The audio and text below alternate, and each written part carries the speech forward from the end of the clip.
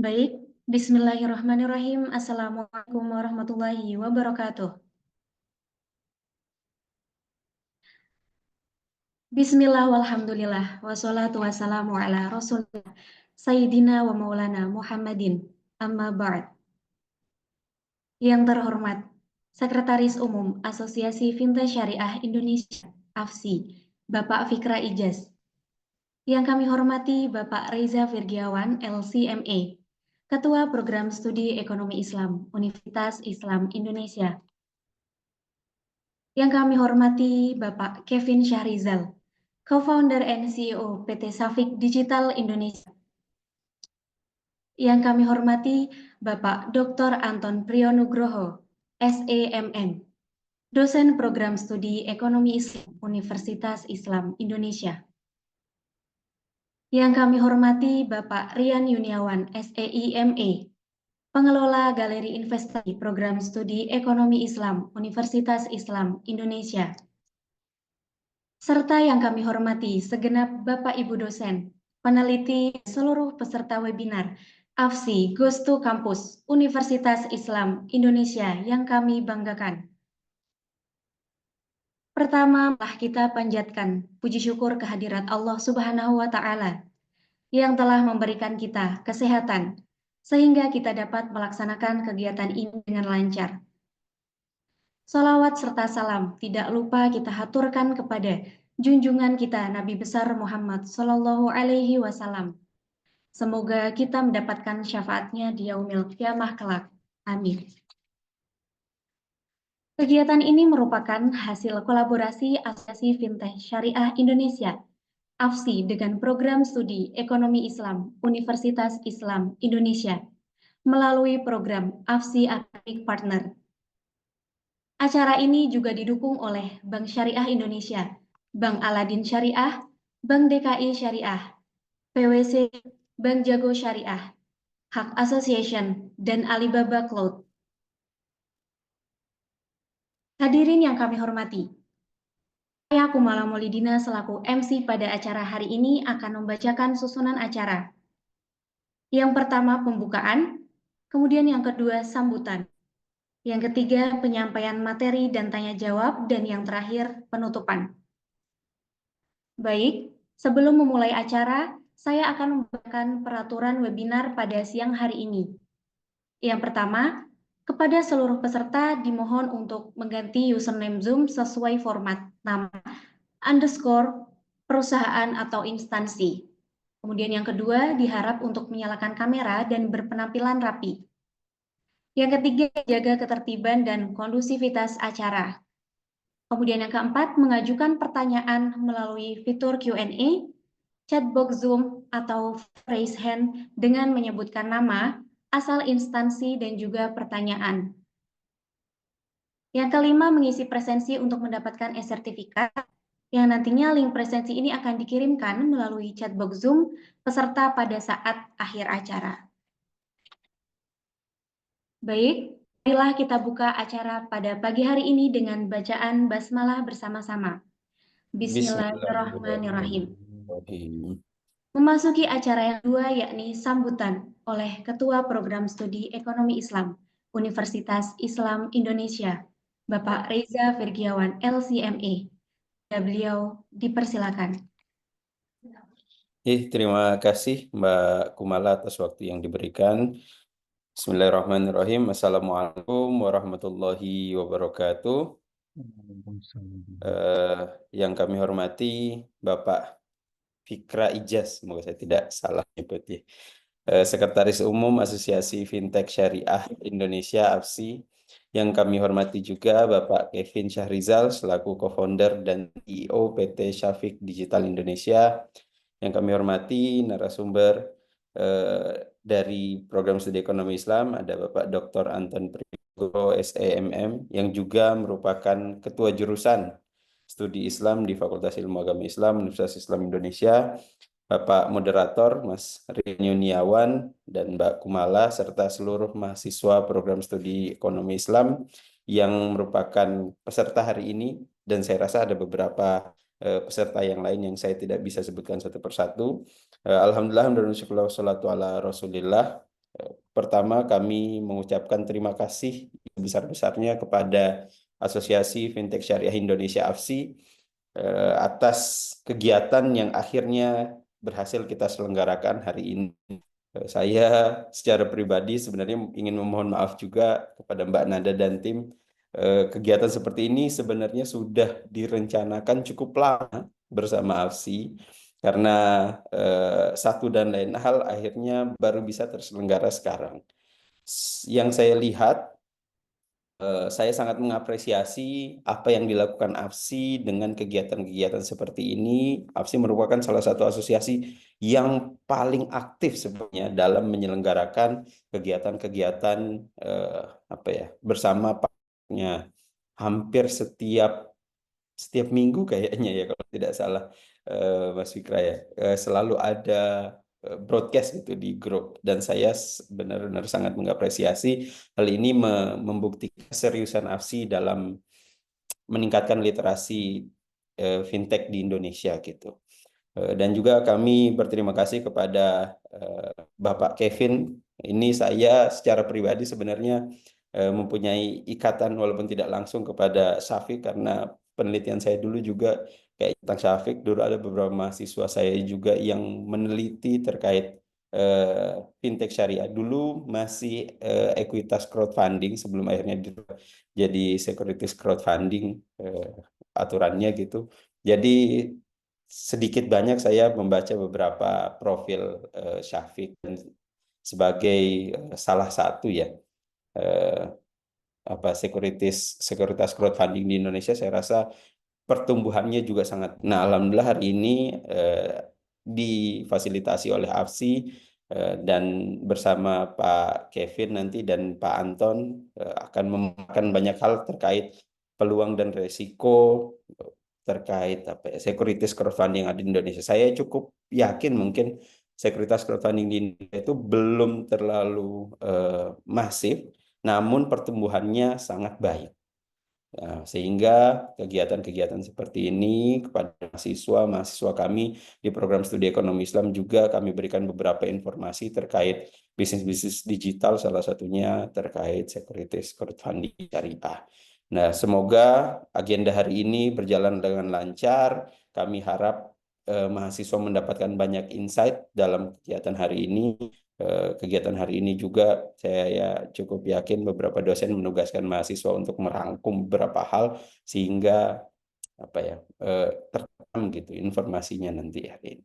Sekali lagi kami mohon maaf juga apabila nanti ada salah atau ada hal-hal yang kurang. Kepada seluruhnya kami mohon maaf, dan mungkin kami akhiri sambutan hari ini dengan bacaan hamdalah. Alhamdulillahirabbil alamin. Sekali lagi terima kasih Pak Kumala dan seluruhnya. Assalamualaikum warahmatullahi wabarakatuh. Terima kasih kepada Bapak Reza Firgiawan, LCMA, yang telah menyampaikan sambutannya. Selanjutnya kita akan menyimak keynote speech yang akan disampaikan oleh Sekretaris Umum Asosiasi Fintech Syariah Indonesia (AFSI), Bapak Fikra Ijaz. Kepada beliau dipersilakan. Ya. Assalamualaikum warahmatullahi wabarakatuh. Selamat pagi teman-teman semua sekalian. Alhamdulillah, wassalatu wassalamu ala rasulillah. Yang saya hormati pertama-tama Bapak Reza Firgiawan, selaku Ketua Program Studi Ekonomi Islam ya dari UII. Lalu narasumbernya ini juga nggak asing, ada Bro Kevin Syahrizal, selaku co-founder dan CEO dari Syafiq. Dan juga Dr. Anton Priyonugroho, sebagai dosen Program Studi Ekonomi Islam di UII. Alhamdulillah hari ini senang sekali karena program AFSI Goes to Campus akhirnya terrealisasi ini bersama dengan UII. Ini salah satu program andalan dari AFSI sebagai bagian dari ini ya, aktivasi AAP atau AFSI Academic Partner. Nah, mungkin sudah tidak asing ya bahwa tujuan dari program AFSI Goes to Campus ini tidak lain adalah untuk memajukan kontribusi sektor keuangan syariah, termasuk di dalamnya ada fintech syariah gitu, di mana kan AFSI sebagai asosiasi fintech syariah itu memiliki keterlibatan di sana. Karena yang seperti teman-teman ketahui, ini kan memang selalu sungguh suatu ironi ya ketika kontribusi dari sektor keuangan syariah itu mungkin data terakhir di 2024 sekitar 11%-an saja dari total market share keuangan di Indonesia. Kontras sekali dengan jumlah populasi umat Muslim yang ada di Indonesia, yang 87% ya kalau nggak salah. Jadi harapannya sesi AFSI Goes to Campus nih, khususnya buat teman-teman Civitas Academy dan juga para siswa, jadi bisa lebih kenal ini sebenarnya ta'aruf nih tentang keuangan syariah, lebih spesifiknya fintech syariah. Dan untuk sesi yang hari ini, salah satu yang juga favorit saya karena kita bicara tentang securities crowdfunding nih. Yang itu konsepnya syariah banget. Teman-teman kalau buka Syafiq sekarang langsung bisa lihat kan project-project yang ada tuh akad pendanaannya musyarakah, bareng-bareng kita ekonomi gotong royong gitu. Nah, mudah-mudahan sesi hari ini tidak sebatas literasi, tapi juga jadi media untuk inklusi. Apa tuh maksudnya? Kita nggak sekedar tahu, nggak sekedar paham, tapi juga ikut bisa praktek dan merasakan gitu ya. Gimana sih rasanya menjadi investor di platform securities crowdfunding seperti salah satunya yang hari ini akan diwakili oleh narasumber kita, Bro Kevin dari Syafiq gitu. Ini salah satu pioner di platform ini ya syariah securities crowdfunding yang kalau dulu seperti tadi Pak Reza sampaikan dulu istilahnya equity crowdfunding, sekarang menjadi securities crowdfunding. Nah, saya yakin nanti lebih teknis dan detailnya akan dipaparkan dan dijelaskan di sesi diskusi narasumber yang seru. Jadi mudah-mudahan teman-teman di sini semua bisa menyimak. Pagi ini udah ngopi semua. Dan sekali lagi harapan saya tidak hanya menjadi sarana untuk literasi, tapi juga kita sama-sama nih dukung keuangan syariah, dukung fintech syariah dengan partisipasi, dengan prakteknya. Nah, tentu saja namanya investasi, karena kita hari ini bicara securities crowdfunding, investasi itu tidak ada yang bebas risiko. Jadi penting sekali juga teman-teman menyimak apa sih risiko yang ada. Tapi kalau saya boleh simpulkan ya, sebetulnya metode yang ditawarkan oleh syariah fintech ini tentu berlandaskan prinsip-prinsip keuangan syariah. Dan yang paling menurut saya penting itu adalah konsep bagi hasil, bagi rugi. Jadi kita memang dalam hal ini, paling kalau kita bicara akad kayak musyarakah, kita memang bersama-sama, kita saling menanggung resiko bersama-sama. Kalau ini berhasil, kita sukses bersama. Kalaupun ini rugi, maka kita tanggung bersama. Jadi nggak ada yang sendirian tuh merasa pihak dirugikan atau untung sendirian. Itulah konsep ekonomi berjamaah, ekonomi keumatan yang ditawarkan oleh keuangan syariah. Nah, udah mungkin biar teman-teman di sini yang saya yakin udah nggak sabar mendengarkan materi paparan dan juga diskusi tanya jawab. Dan saya akhiri keynote speech dari saya. Sekali lagi, saya harap ini menjadi sesi yang bermanfaat buat kita semua di pagi hari ini.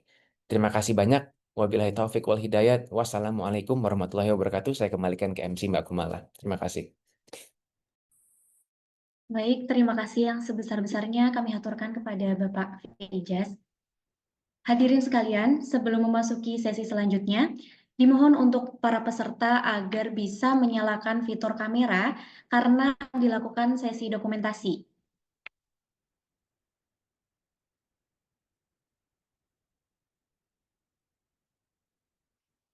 Baik, untuk slide pertama, saya hitung 1, 2, 3.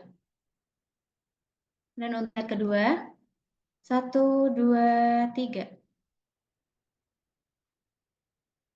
Untuk slide ketiga, 1, 2, 3. Dan untuk slide terakhir, 1, 2, 3. Baik, terima kasih. Menginformasikan kepada seluruh peserta bahwa panitia nantinya akan menyediakan e-sertifikat yang dapat diakses setelah mengisi daftar hadir yang akan diberikan setelah sesi Q&A. Sehingga mohon untuk seluruh peserta dapat mengikuti acara hingga akhir. Baik, untuk memasuki acara selanjutnya, yakni penyampaian materi webinar AFSI Goes to Campus, Program Studi Ekonomi Islam Universitas Islam Indonesia, oleh para narasumber yang akan dipandu oleh moderator kita, Bapak Rian Yuniawan, SEIMA, selaku pengelola Galeri Investasi Program Studi Ekonomi Islam Universitas Islam Indonesia. Kepada beliau dipersilakan. Baik, sebelumnya terima kasih Mbak Kumala. Mohon izin Ibu dan teman-teman peserta. Saya buka dulu. Bismillahirrahmanirrahim. Assalamualaikum warahmatullahi wabarakatuh. Selamat pagi dan salam sejahtera kita semuanya. Pertama-tama yang saya hormati Sekretaris Umum Asosiasi Fintech Syariah Indonesia, Bapak Fikra Ijaz. Selamat pagi, Bapak. Kemudian yang saya hormati Ketua Program Studi Ekonomi Islam Universitas Islam Indonesia, Bapak Reza Firjiawan. Selamat pagi, Bapak. Kemudian para narasumber hebat kita pada pagi hari ini ada Bapak Kevin Syahrizal, kemudian nanti akan dilanjutkan oleh narasumber kedua Bapak Anton Priyonugroho. Selamat pagi Bapak, apa kabar? Semoga sehat selalu ya. Kemudian Bapak Ibu dosen di lingkungan Program Studi Ekonomi Islam Universitas Islam Indonesia serta seluruh peserta webinar yang berbahagia. Bapak, Ibu, dan teman-teman, mohon izin saya memperkenalkan diri. Saya Rian Juniawan, saat ini saya diamanahi sebagai salah satu pengelola Galeri Investasi Syariah di lingkungan Universitas Islam Indonesia, yang saat ini nanti akan mengambil peran sebagai moderator pada acara kita pada siang hari ini. Sebelum kita mulai, saya izin untuk menyapa dulu teman-teman peserta. Selamat pagi semuanya. Semoga sehat selalu teman-teman dan semoga hari ini kita semangat untuk menyimak materi yang akan disampaikan oleh kedua pemateri kita pada pagi hari ini.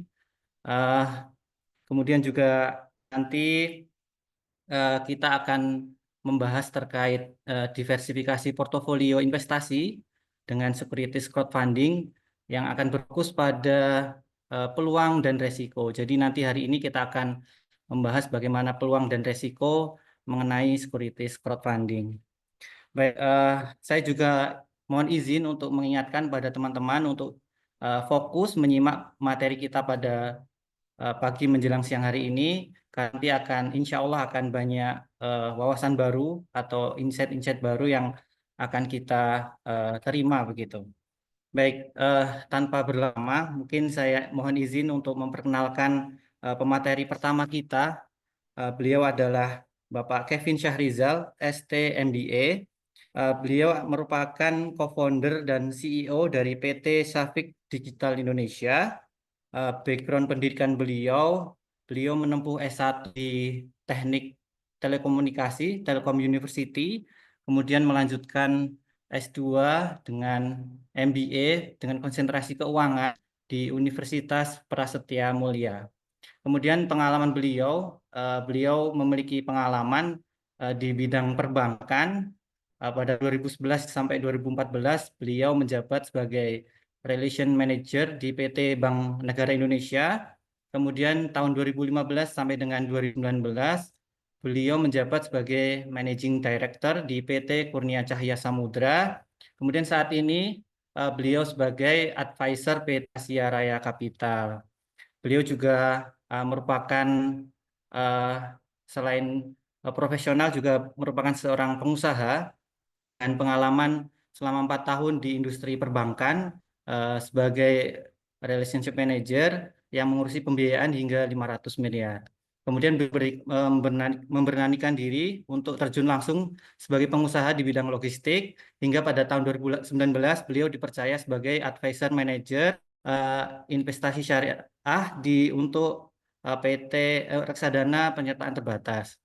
Kemudian mungkin saya sapa dulu Bapak Kevin, apa kabar? Sudah siap Bapak? Alhamdulillah Mas Rian, sehat selalu, semoga sehat juga ya semuanya ya. Alhamdulillah. Baik, Bapak nanti akan menyampaikan materi terkait securities crowdfunding ya. Untuk itu mungkin langsung saja saya persilahkan Bapak, waktu dan layar kami persilahkan. Silakan. Baik, terima kasih. Nanti boleh dibantu share screen-nya ya.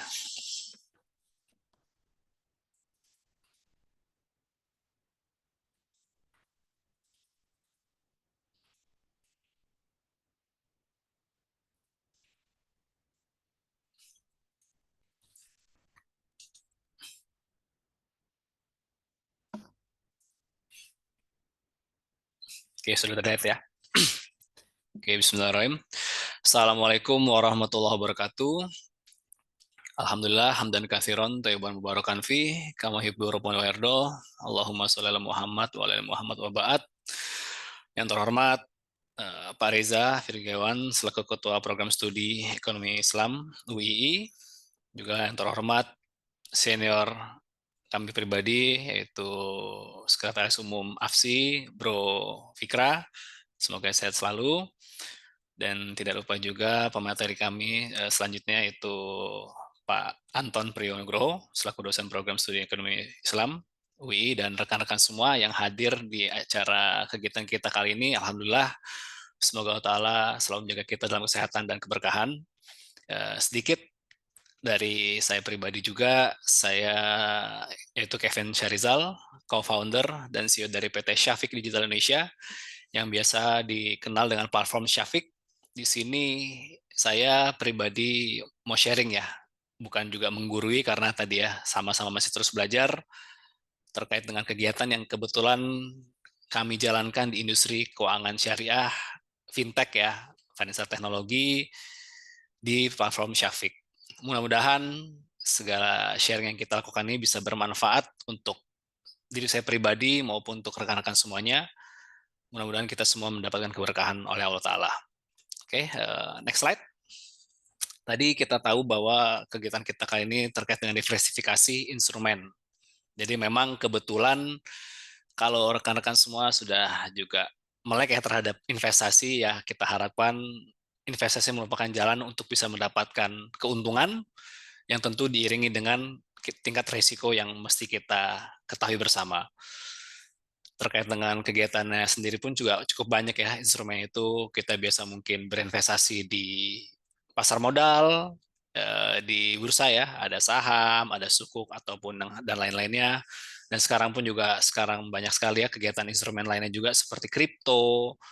Dan sebenarnya ada juga yang sekarang lagi naik daun ya seperti emas ya yang sekarang angkanya mungkin sudah cukup meningkat sekali ya potensi keuntungannya. Jadi banyak sekali memang instrumen investasi yang bisa kita lakukan.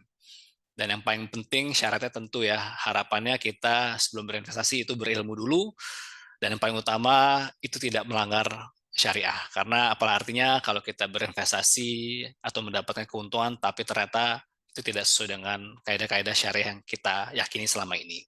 Nah, kebetulan saat ini saya mencoba sharing terkait sebuah instrumen alternatif yang bisa rekan-rekan semua dalami ataupun mencoba ya, yaitu terkait dengan industri securities crowdfunding atau yang biasa kita singkat dengan SCF, yaitu sebuah instrumen alternatif yang memang sedang berjalan dalam tahap infant industry ya, karena masih baru sekali instrumen ini. Mungkin sebagian dari rekan-rekan juga baru mendengar kali ini apa sih SCF itu. Nah, saat ini saya coba sharing terkait dengan kegiatan SCF yang bisa kita coba dalami lebih lanjut lagi ya. Jadi secara garis besar, kalau kita lihat SCF itu mudahnya adalah semacam pasar ya. Pasar, kita tahu pasar itu pasti ada yang namanya penjual, ada juga yang namanya pembeli. Nah, di sini bedanya pasarnya adalah pasar untuk UKM. Apa itu pasar UKM? Jadi pasarnya kita menyediakan tempat di mana ada penjual yang diwakili oleh para pelaku usaha, dalam hal ini para UKM ya, UMKM, di mana mereka menjual berupa barang-barang, yaitu berupa surat berharga tepatnya. Jadi mereka membutuhkan pendanaan, mereka melepas sebuah surat berharga yang biasa kita sebut sebagai efek. Jadi efek ini ditawarkan ke pembeli. Nah, pembeli dalam hal ini kita sebut sebagai pemodal. Jadi penerbit pelaku usaha ini menjual surat berharganya di pasar tersebut, nanti bisa dibeli oleh pemodal. Mungkin paling simpel kalau kita menganalogikan seperti marketplace ya. Mau Shopee, Tokopedia, dan sebagainya kan ada penjual, ada pembeli, ada barang yang didagangkan. Nah, ini yang didagangkan berupa efek tadi, surat berharga. Nah, ada dua surat berharga di sini yang bisa ditawarkan di pasar SCF ini. Ada saham dan ada namanya sukuk atau obligasi secara umumnya. Untuk detailnya nanti mungkin di slide-slide selanjutnya saya coba akan paparkan apa sebenarnya perbedaan antara saham dengan sukuk itu sendiri. Nah, yang pasti di platform SCF ini itu ada maksimum pendanaan ya. Jadi pelaku usaha jika ingin mendapatkan pendanaan itu maksimum di angka 10 miliar rupiah untuk mendapatkan pendanaannya. Nah, karena tadi ya lewat pasar ini itu juga ada jangka waktunya, bisa ditawarkan berapa lamanya ke pemodal tersebut. Itu paling lama 45 hari. Nah, kegiatan ini sebenarnya juga bukan sembarangan ya, karena diawasi atau dipantau langsung oleh regulator di Indonesia, yaitu OJK. Jadi memang kegiatan ini betul-betul legal ya, karena itu paling penting. Kita kalau ingin berinvestasi di semua kegiatan yang kita ketahui itu memang harus ada berizin dan harus ada yang mengawasi. Dalam hal ini pemerintah melalui OJK. Karena kalau kita membeli yang ilegal, resikonya lebih besar lagi. Kita ketahui kalau berinvestasi tadi sempat disinggung oleh Bro Fikra juga ya, bahwa memang investasi pasti ada resikonya, tapi akan makin berisiko jika kita berinvestasi di sebuah instrumen yang ilegal. Dan yang perlu kita ketahui juga bahwa pasar ini bukan penerbitnya yang punya uang atau si pasar yang punya uang. Yang punya uang adalah para pemodal. Jadi para pelaku usahanya sendiri mendapatkan pendanaan langsung dari pemodal. Pasarnya hanya sebagai intermediary saja. Oke, next slide. Jika kita bicara terkait perkembangan dari SCF sendiri di Indonesia, alhamdulillah semakin berkembang ya. Karena kalau kita bandingkan mungkin pasarnya sendiri, misalnya kalau kita bicara terkait dengan industri lainnya, itu mungkin sudah sangat mature, sudah sangat besar ya. Namun kalau di SCF sendiri itu masih baru, jadi pendanaannya ataupun kegiatan bisnisnya pun juga masih sangat relatif kecil dibandingkan dengan perbankan atau pasar modal yang di bursa yang kita ketahui. Saat ini sudah lebih dari 1,6 triliun pendanaan sudah beredar melalui platform SCF, yang dimana tadi ada beberapa produk, yaitu ada saham syariah, ada obligasi, dan sukuk ya. Jadi memang masih kecil mungkin kalau kita bandingkan dengan industri lain, tapi mudah-mudahan ini akan terus bisa berkembang seiring dengan makin dikenalnya produk SCF itu sendiri. Oke, next slide. Tadi data dari Asosiasi Layanan Urun Dana ya, atau ALUDI ya. Kebetulan memang bagi para pelaku usaha di bidang SCF itu di bawah naungan dari ALUDI. Nah, kalau kita spesifikkan terkait perkembangannya di SCF Syariah sendiri, karena tadi ya kita memang berkegiatan di syariah, kebetulan alhamdulillah atas izin Allah Ta'ala, ternyata market share dari platform syariah sendiri cukup besar ya, kalau dibandingkan mungkin dengan industri lain. Saat ini SCF itu penyelenggara yang mendapatkan izin dari OJK ada 18, dan yang full pledge syariah baru ada 3. Namun kalau kita lihat dari grafik di atas, ternyata market share dari SCF full pledge syariah sendiri itu di angka hampir 40% lebih ya, terkait dengan tadi disbursement atau pendanaan yang ada dibandingkan dengan yang konvensional. Nah, sebenarnya yang konvensional sendiri itu juga bisa menerbitkan tadi ya, yang efek-efek syariah seperti sukuk. Namun memang kalau kita berdasarkan data hanya dibagi 2 ya, hanya syariah dan konvensional. Tapi kalau kita tadi lihat datanya, kalau kita gabungkan secara produk, market share sendiri untuk produk syariah itu di angka hampir 60% lebih. Sangat jauh ya kalau kita bandingkan mungkin dengan market share perbankan syariah dibandingkan bank secara umum yang mungkin di angka 7 hingga 10% saja. Sedangkan ternyata kalau syariah di industri SCF perkembangannya luar biasa pesat, bisa mengalahkan yang konvensional. Oke, next slide. Nah, terkait tadi ya, terkait dengan market share, ya sangat meningkat ya, tren positif ya. Karena kalau kita lihat dari perkembangan ya, dari tahun 2020, yang nol, dulu 2020 itu belum ada SCF syariah sama sekali, terus meningkat hingga tahun 2024, sudah menyamai ya, atau bahkan melebihi terkait dengan portofolio dari SCF konvensional. Ya, next slide. Nah, tadi untuk produknya sendiri SCF itu apa saja sih produknya ya. Jadi ada 2. Ada yang nama saham, ada yang namanya EBUS. EBUS itu adalah efek bersifat utang atau sukuk. Karena tadi ya kita fokuskan ke syariah, jadi ada 2, ada saham syariah dan ada sukuk. Nah, apa bedanya dari saham dan sukuk?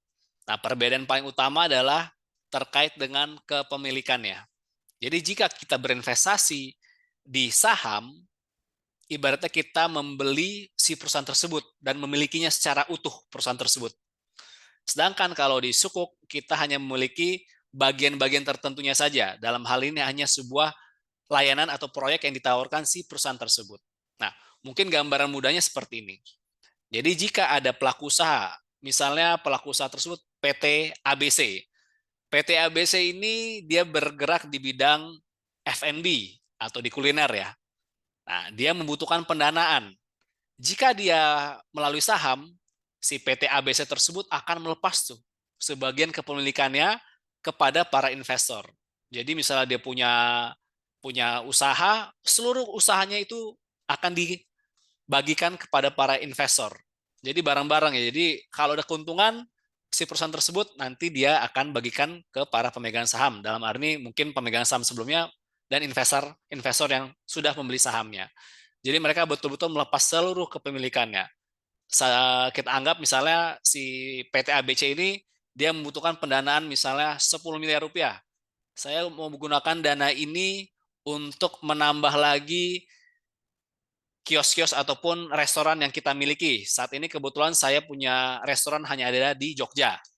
Saya ingin tambahkan dengan 10M ini saya mau ekspansi ke luar Jogja, misalnya ke Jakarta, ke Surabaya, ke Medan, dan lain-lainnya. Jadi kita butuh 10 miliar. Nah, duit itu digunakan untuk mengembangkan usaha. Dan jika ada hasilnya, itu akan dibagikan ke para investor dan para pemegang sahamnya. Jadi jelas ya. Jadi kalau ini usahanya kita untuk mendapatkan seluruh kepemilikannya.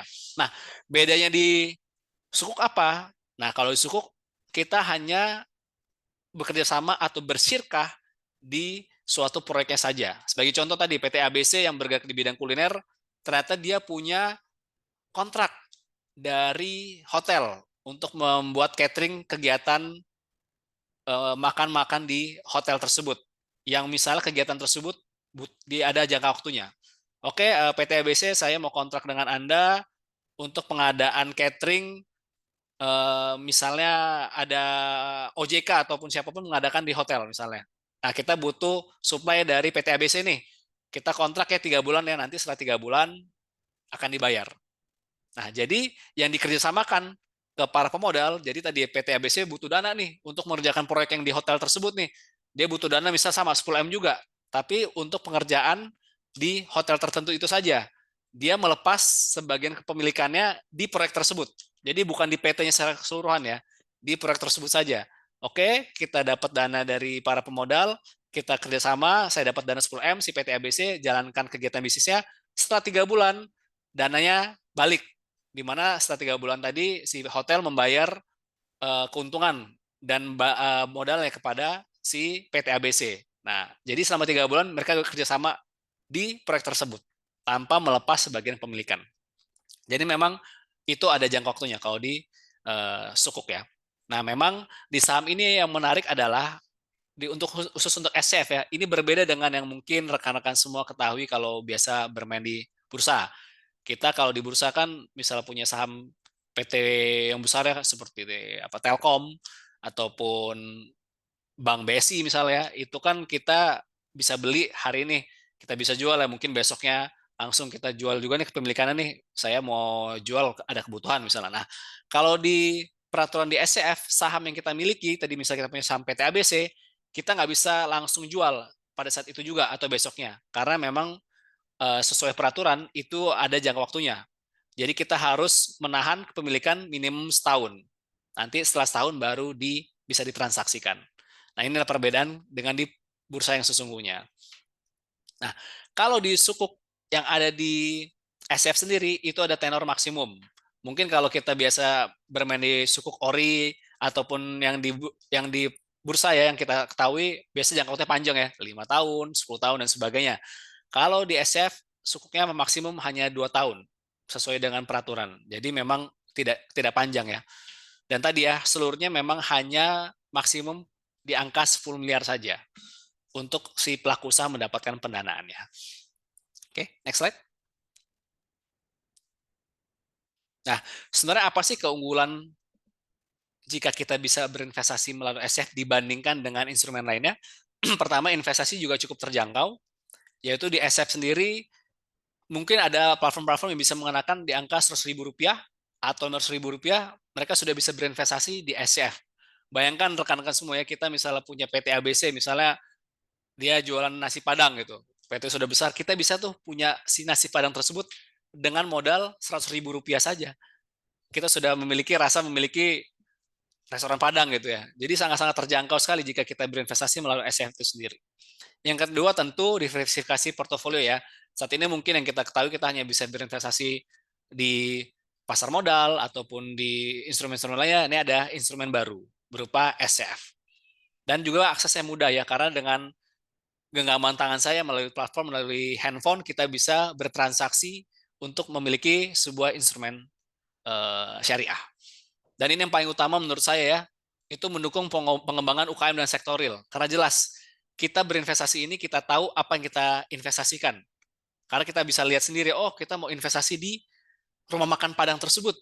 Yang mana kita investasi, kita bisa lihat tuh wujudnya ya. Oh ini nih, rumah makan Padang ini yang saya investasikan nih. Kita bisa tahu perkembangan bisnisnya, bisa tahu perkembangan usahanya secara signifikan, karena kita bisa lihat langsung.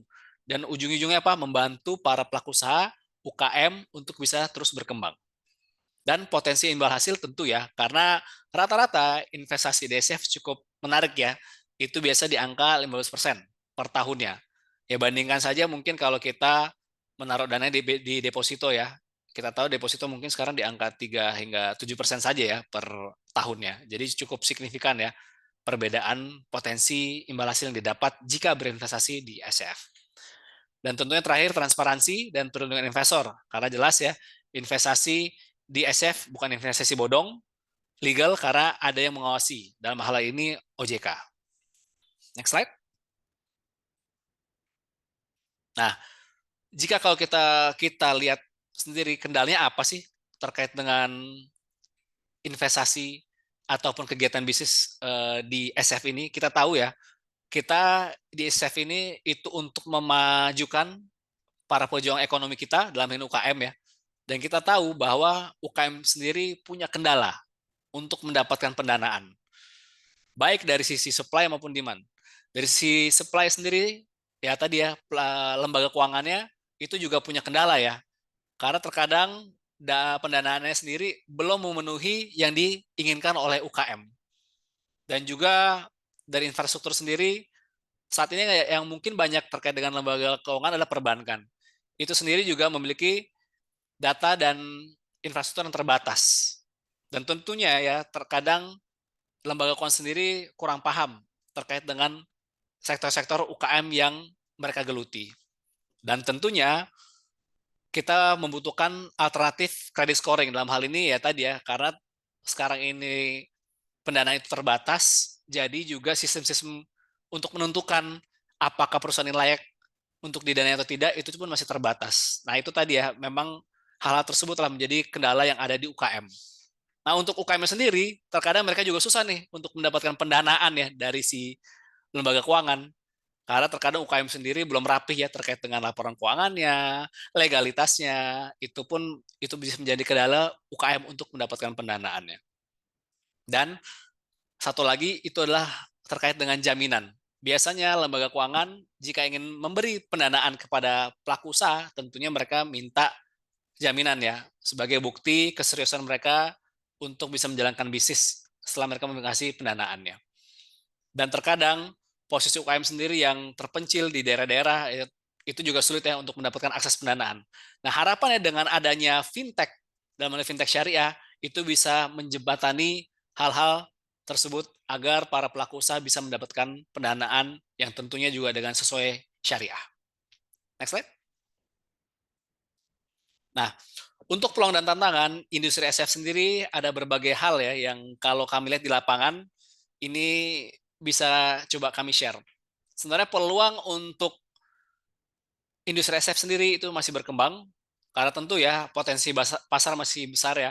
Kita tahu UKM sendiri itu akses pendanaannya masih terbatas untuk bisa mendapatkan pendanaan, yang mana paling kita tahu UKM sendiri menyumbang PDB yang sangat besar ya, hampir 60% terhadap PDB di Indonesia. Dan tenaga kerja sendiri itu hampir 97% itu para pelaku usaha di UKM. Jadi masih potensinya masih sangat besar ya untuk bisa kita mengembangkan potensi pengembangan usaha dengan menggandeng UKM.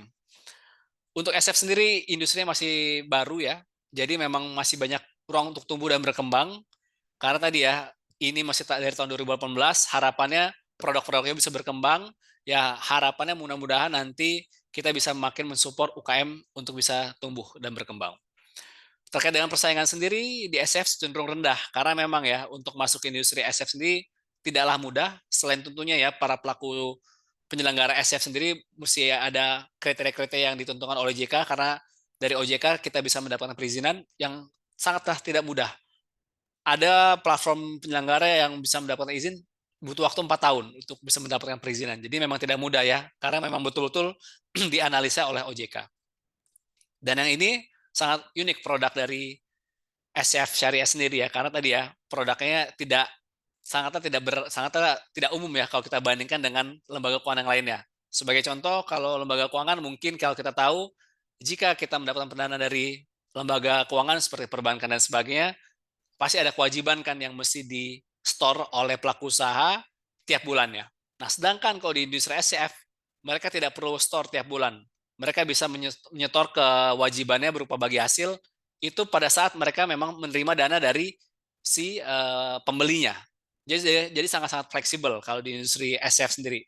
Jadi sangat menarik ya untuk para pelaku usaha jika bisa mendapatkan produk dari SF itu sendiri. Nah, untuk tantangan memang sangat ketat ya industri SF ya karena tadi ya mereka mesti bersaing dengan industri yang sudah besar seperti perbankan, bank syariah ataupun peer-to-peer lending yang mungkin itu sudah kita kenal lebih dulu dibandingkan SF. Dan pendanaan di SF masih belum dikenal luas ya karena tadi ya masih baru dan marketnya sendiri masih belum terbentuk karena masih dikit sekali. Kita tadi ya baru mendisburse atau menyalurkan pendanaan di angka 1,6 triliun saja. Dan learning curve masih terbatas ya karena tadi ya masih baru jadi produknya pun masih terbatas untuk SF sendiri. Next slide. Mungkin sedikit profil dari Syafiq sebagai salah satu penyelenggara SCF Syariah berizin dari OJK. Kita ada di Jakarta, kita baru mulai jalan bisnis SCF Syariah ini di akhir tahun 2021, jadi mungkin sekitar 4 tahunan ya kita baru berjalan. Namun alhamdulillah atas izin Allah, market share dari Syafiq sendiri untuk di industri SCF di angka 40%. Kita sebagai top leader di industri SCF secara umum. Dan tentunya kita berizin dari OJK dan mendapatkan rekomendasi dari DSN MUI. Kita anggota dari 2 asosiasi, dari AFSI maupun dari Aludi. Dan saat ini kalau per data per 30 Maret kita sudah menyalurkan di angka hampir 600 miliar dengan pengambilan di angka 420 miliar dan ini juga cukup menarik ya. Ini historical performance kita untuk para investor. Rata-rata imbal hasil yang mereka dapat di angka 14 atau hampir 15% per tahunnya. Saat ini pemodal aktif kita di angka 46.000 dengan produk investasi di angka 255 produk. Next slide. Kenapa sebenarnya rekan-rekan semua mesti berinvestasi di Syafiq?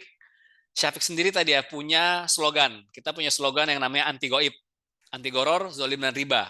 Ya inilah hal-hal yang paling utama yang kita jaga karena kita selain syariah, ini pula yang kita jaga. Jadi memang para pelaku usaha yang mendapatkan pendanaan di Syafiq secara khusus ya, mereka harus lulus uji teknis dalam 2 hal. Pertama dari sisi bisnis yang tentu harus profit, yang kedua harus lulus dari sisi syariahnya. Jadi harus lulus dua-duanya ya. Jadi memang kalaupun usahanya bagus profit namun ternyata tidak sesuai dengan syariah, tidak bisa kita support. Begitu juga dengan kalau secara syariah layak tapi ternyata tidak menguntungkan, itu pun tidak bisa kita support ya. Kita juga berizin dari OJK, sudah bersertifikat ISO karena tadi ya kita platform teknologi, jadi harus lulus ISO 27001.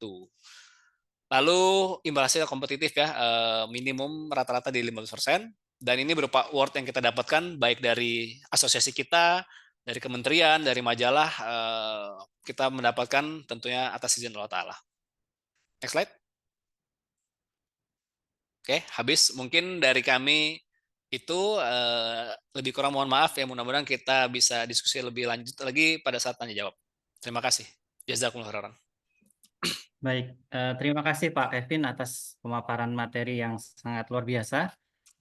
Bapak Ibu dan teman peserta tadi sudah dipaparkan terkait materi terkait konsep atau mekanisme syariah securities crowdfunding ya.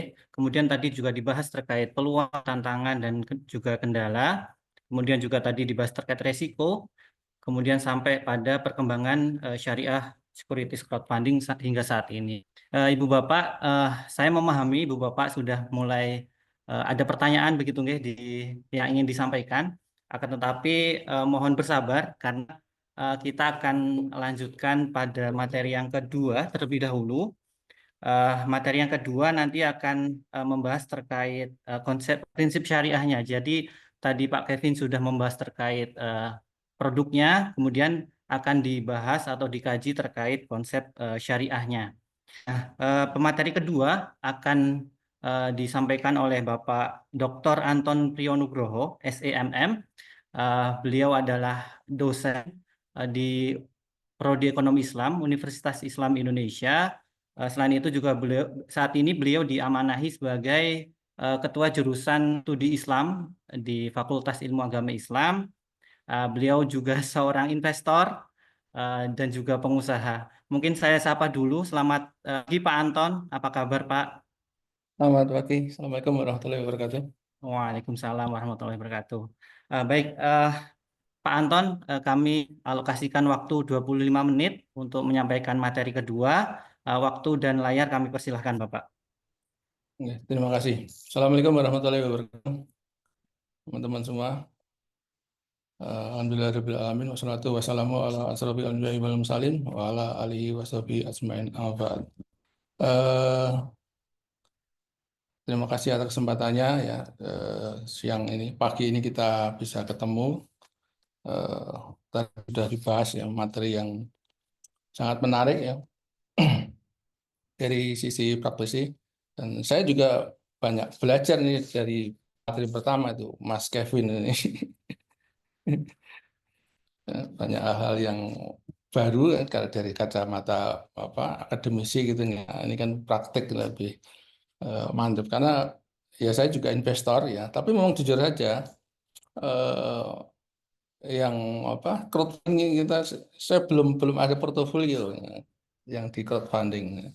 Saya masih ada saham, suku, emas, ya, properti. Nah, ini crowdfunding ketinggalan. Nah, ini kan membuka wawasan baru. Sudah tahu, tetapi memang kadang-kadang kita sebagai dia merasa ragu dan sebagainya gitu ya. Oke, tidak berlama-lama mungkin saya share materi saya. Saya kira sudah banyak tadi diungkap ya oleh pemateri Kevin Sahrial ini. Mungkin beberapa saya skip saja ya, biar tidak terlalu panjang. Ya, teman-teman ini saya kira sudah paham ya bahwa cara investasi itu agak berbeda sekarang dengan dulu ya. Dulu itu kalau kita mau investasi saham, beli obligasi, beli suku itu harus datang ke kantornya ya. Jadi agak merepotkan ya dan butuh effort ya. Nah, sekarang dengan teknologi itu jadi lebih mudah ya. Dengan fintech ya, semua bisa dilakukan dalam genggaman kita. Nah, maka ini juga menjadikan penetrasi investasi itu juga semakin besar, pertumbuhan investor juga semakin besar. Nah, salah satu bentuk tadi ya, bentuk investasi dalam bentuk salah satunya adalah dalam bentuk fintech ya, pemanfaatan teknologi tadi dengan menggunakan teknologi. Nah, tentu kalau bicara pengguna fintech tadi ada macam-macam ya. Nah, ada crowdfunding, agregator dan sebagainya. Nah, tentu yang kita bicarakan di sini adalah sebagai crowdfunding.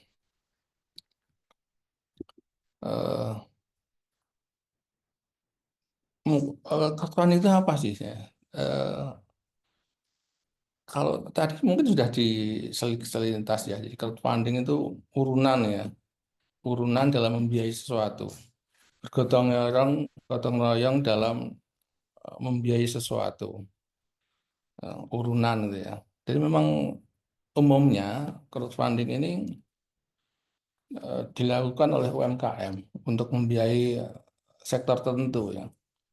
Jadi ya di beberapa sisi memang ini mirip dengan saham, dari kan mirip dengan suku yang dikeluarkan oleh korporasi besar gitu ya.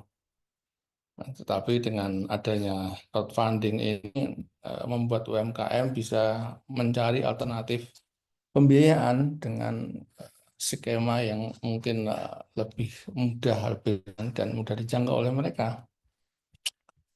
Nah, dan ini juga membuat penetrasi investor juga semakin besar sebetulnya. Nah, crowdfunding sendiri itu sebenarnya ada beberapa jenis ya. Ada yang reward crowdfunding, ada berbasis donasi, ada berbasis securities crowdfunding atau dulu ekuitas crowdfunding gitu ya. Kemudian berbasis hutang. Ya.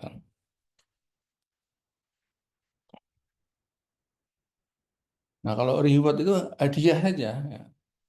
Crowdfunding berbasis hadiah atau sumbangan saja. Ini biasanya untuk apa?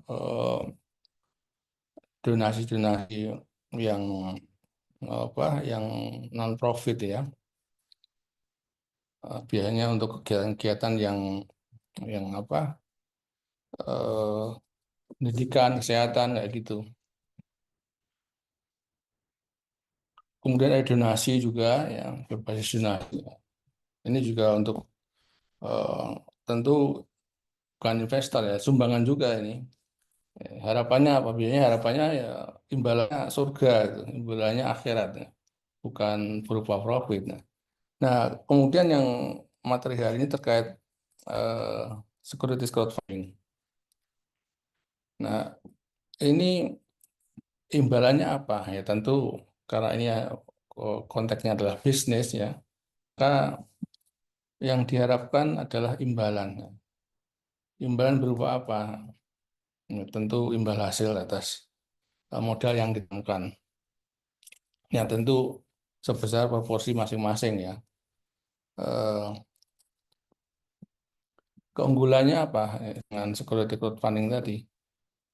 Kebutuhan dana yang cukup besar barangkali itu bisa disengkuyung ya, ditanggung bersama oleh banyak investor sehingga kebutuhan UMKM tadi bisa terpenuhi dengan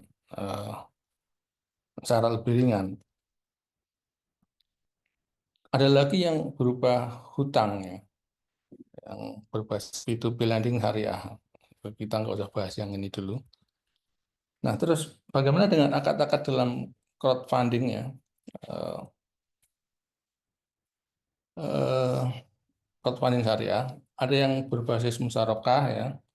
Ini atau sirkah kerjasama antara dua orang. Ada juga ini biasanya yang untuk berbasis suku tadi ya, yang securities crowdfunding. Ada juga yang menggunakan akad mudharabah ya kan. Ada lagi yang menggunakan murabahah dan tetapi kalau kita lihat ya paling banyak adalah di nomor 1 musyarakah ini. Nah, secara platform seperti apa sih sebetulnya crowdfunding ini? Crowdfunding ini adalah karena menggunakan fintech. Di sini ada penyedia layanan, penyedia layanan dari crowdfunding tadi. Contohnya tadi adalah Safiq ya, sebagai penyedia layanan. Kemudian Safiq ini kemudian mencari project ya, atau ada project yang ditawarkan ke Safiq ya untuk dicari pendanaannya ya. Kemudian sampai kemudian menawarkan ya pendanaan proyek tadi ke investor ya. dengan menggunakan kata tertentu, dengan menggunakan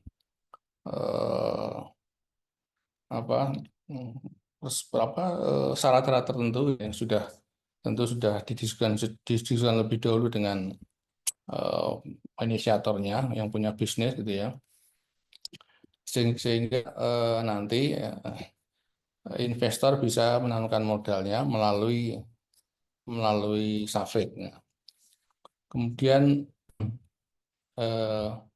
ketika investor ini menanamkan modal, dia akan mendapatkan imbal hasil sesuai dengan proporsi masing-masing. Nah, tentu proporsi ini biasanya sudah dijelaskan di awal sebelum investor menanamkan dananya.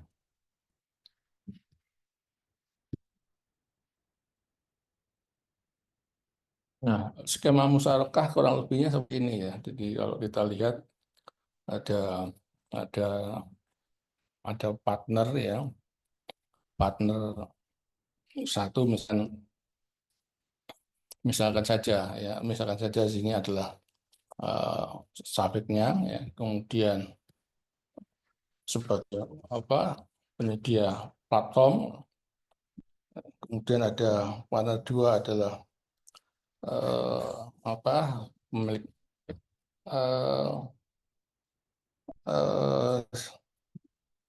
investor gitu ya. Ini saling berbagi modal ya dalam suatu kegiatan dengan proporsi imbal hasil ataupun proporsi atas keuntungan, proporsi atas kerugian itu dimusyawarahkan di awal. Itu kalau dengan skema ini.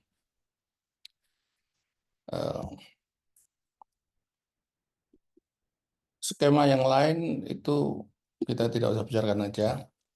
Nah, sebenarnya apa sih yang membedakan crowdfunding syariah ini dengan crowdfunding konvensional?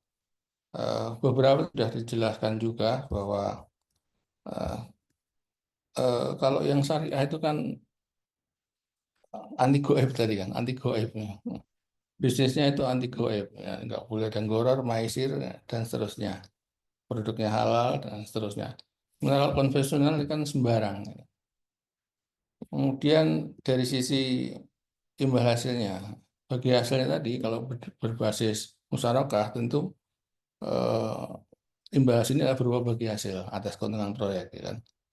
Sementara kalau yang konvensional, ini basicnya adalah bunga. Ya. Karena kalau di konvensional itu kan hutang ya, basicnya hutang atau kemudian siapa yang ngawasi? Ya, yang ngawasi ada Dewan Pengawas Syariah, Dewan Pengawas Syariah. Sementara kalau konvensional, ya ngawasi ya Dewan Pengawas saja. Dia tidak melihat, dia hanya mengawasi dari sisi operasional saja. Sementara kalau Dewan Pengawas Syariah, itu yang diawasi adalah selain kepatuhan atas konsep syariah. Nah, beberapa hal ini yang membedakan funding syariah dengan crowdfunding konvensional ya. Tentu kita sebagai umat muslim, apapun portofolio investasi kita, maka selalu ingat ini ya. Selalu investasikan dana Anda pada investasi yang berbasis syariah. Ya, insya Allah itu akan lebih berkah. Kadang-kadang memang kita sebagai investor itu ada godaan-godaan ya kan. Ada godaan-godaan kalau beli misalkan beli saham BBRI atau beli saham BBCA itu tiap tahun naik. Gitu. Kadang-kadang tergoda. Saya sendiri sebagai investor kadang-kadang tergoda dalam tanda petik ya. Wah, pasti untung, pasti untung. Tapi lagi-lagi kita kembali ke hati nurani kita ya kan. Apakah kita hanya butuh itu, hanya butuh uang itu ya? Tentu tidak. Masih ada kebutuhan kita, masih ada jangkauan akhirat kita itu yang utama. Hingga ketika investasi ya kita harus ingat itu. Ya, ya contoh saja, saya sampai sekarang tidak punya portofolio non syariah ya. Selalu saham syariah, suku, ya. Kemudian apa deposito itu saya tidak pernah menaruh di konvensional, dan di beberapa pengalaman itu memang saya alami sendiri ya. Di kehidupan saya pernah di masa-masa dulu itu di orang tua saya eh, hidup dengan bunga deposito, tapi memang tidak berkah ya, tidak berkah. Jadi akhirnya itu membuat diri saya untuk menjauhi segala jenis investasi yang eh, tidak syariah. Ya, insya Allah walaupun jumlah nggak banyak, ya, tapi lebih berkah. Ya. Nah, ini yang harusnya kita sadari sebagai umat Islam.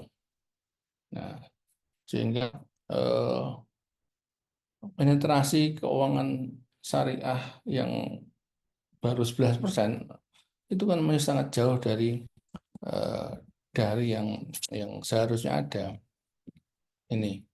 Sehingga kalau kita lihat peluang securities crowdfunding ya, di Indonesia ini luar biasa besar harusnya. Tetapi ya tadi ya, eh, kesadaran masih rendah. Kesadaran masyarakat untuk berinvestasi di syariah masih belum banyak. Kemudian eh, dari sisi securities crowdfunding ya, ini masih banyak masyarakat yang unbank ya, yang nggak berhubungan dengan bank, ya, nggak bisa berhubungan dengan bank karena memang kendala kendala macam-macam, keuangan dan sebagainya. Kemudian kenapa security crowdfunding ini peluangnya juga besar ya? Karena security crowdfunding ini kan dikeluarkan oleh UMKM ya, di mana ketika UMKM untuk mencari pendanaan ini dari sisi bank barangkali masih sulit karena butuh agunan dan sebagainya. Sementara kalau kita lihat kontribusi UMKM terhadap PDB Indonesia itu sangat besar. Nah, artinya peluang UMKM untuk bergabung dengan security crowdfunding ini sangat besar ya. Dari sisi regulasi ya, regulasi atas crowdfunding, atas fintech ini juga didukung oleh pemerintah kita, OJK, BI, MUI itu juga mendorong pertumbuhan fintech, dalam hal ini adalah crowdfunding syariah. Kemudian sisi yang lain, pertumbuhan ekonomi syariah yang cepat di banyak lembaga-lembaga survei ya, itu menemukan bahwa tingkat pertumbuhan ekonomi syariah itu bisa tumbuh sampai 8,5%. Nah, salah satunya tentu pertumbuhan sektor keuangan syariah. Nah, sehingga dan kalau kita lihat dari beberapa indikator ya kan, sektor keuangan syariah ya, ini adalah seperti kepalanya gitu ya. Sektor keuangan syariah ini akan membawa gerbong dari pertumbuhan sektor-sektor yang lain, ya, seperti sektor makanan halal, fashion dan sebagainya. Nah, ini biasanya yang tumbuh pertama kali itu adalah di sektor keuangannya. Kemudian dari sisi teknologi ya, adanya adopsi blockchain, ya. Nah, ini juga mendorong untuk meningkatkan transparansi ya, keterbukaan informasi, bagaimana masyarakat investor itu bisa memperoleh transparansi atas kinerja investasinya.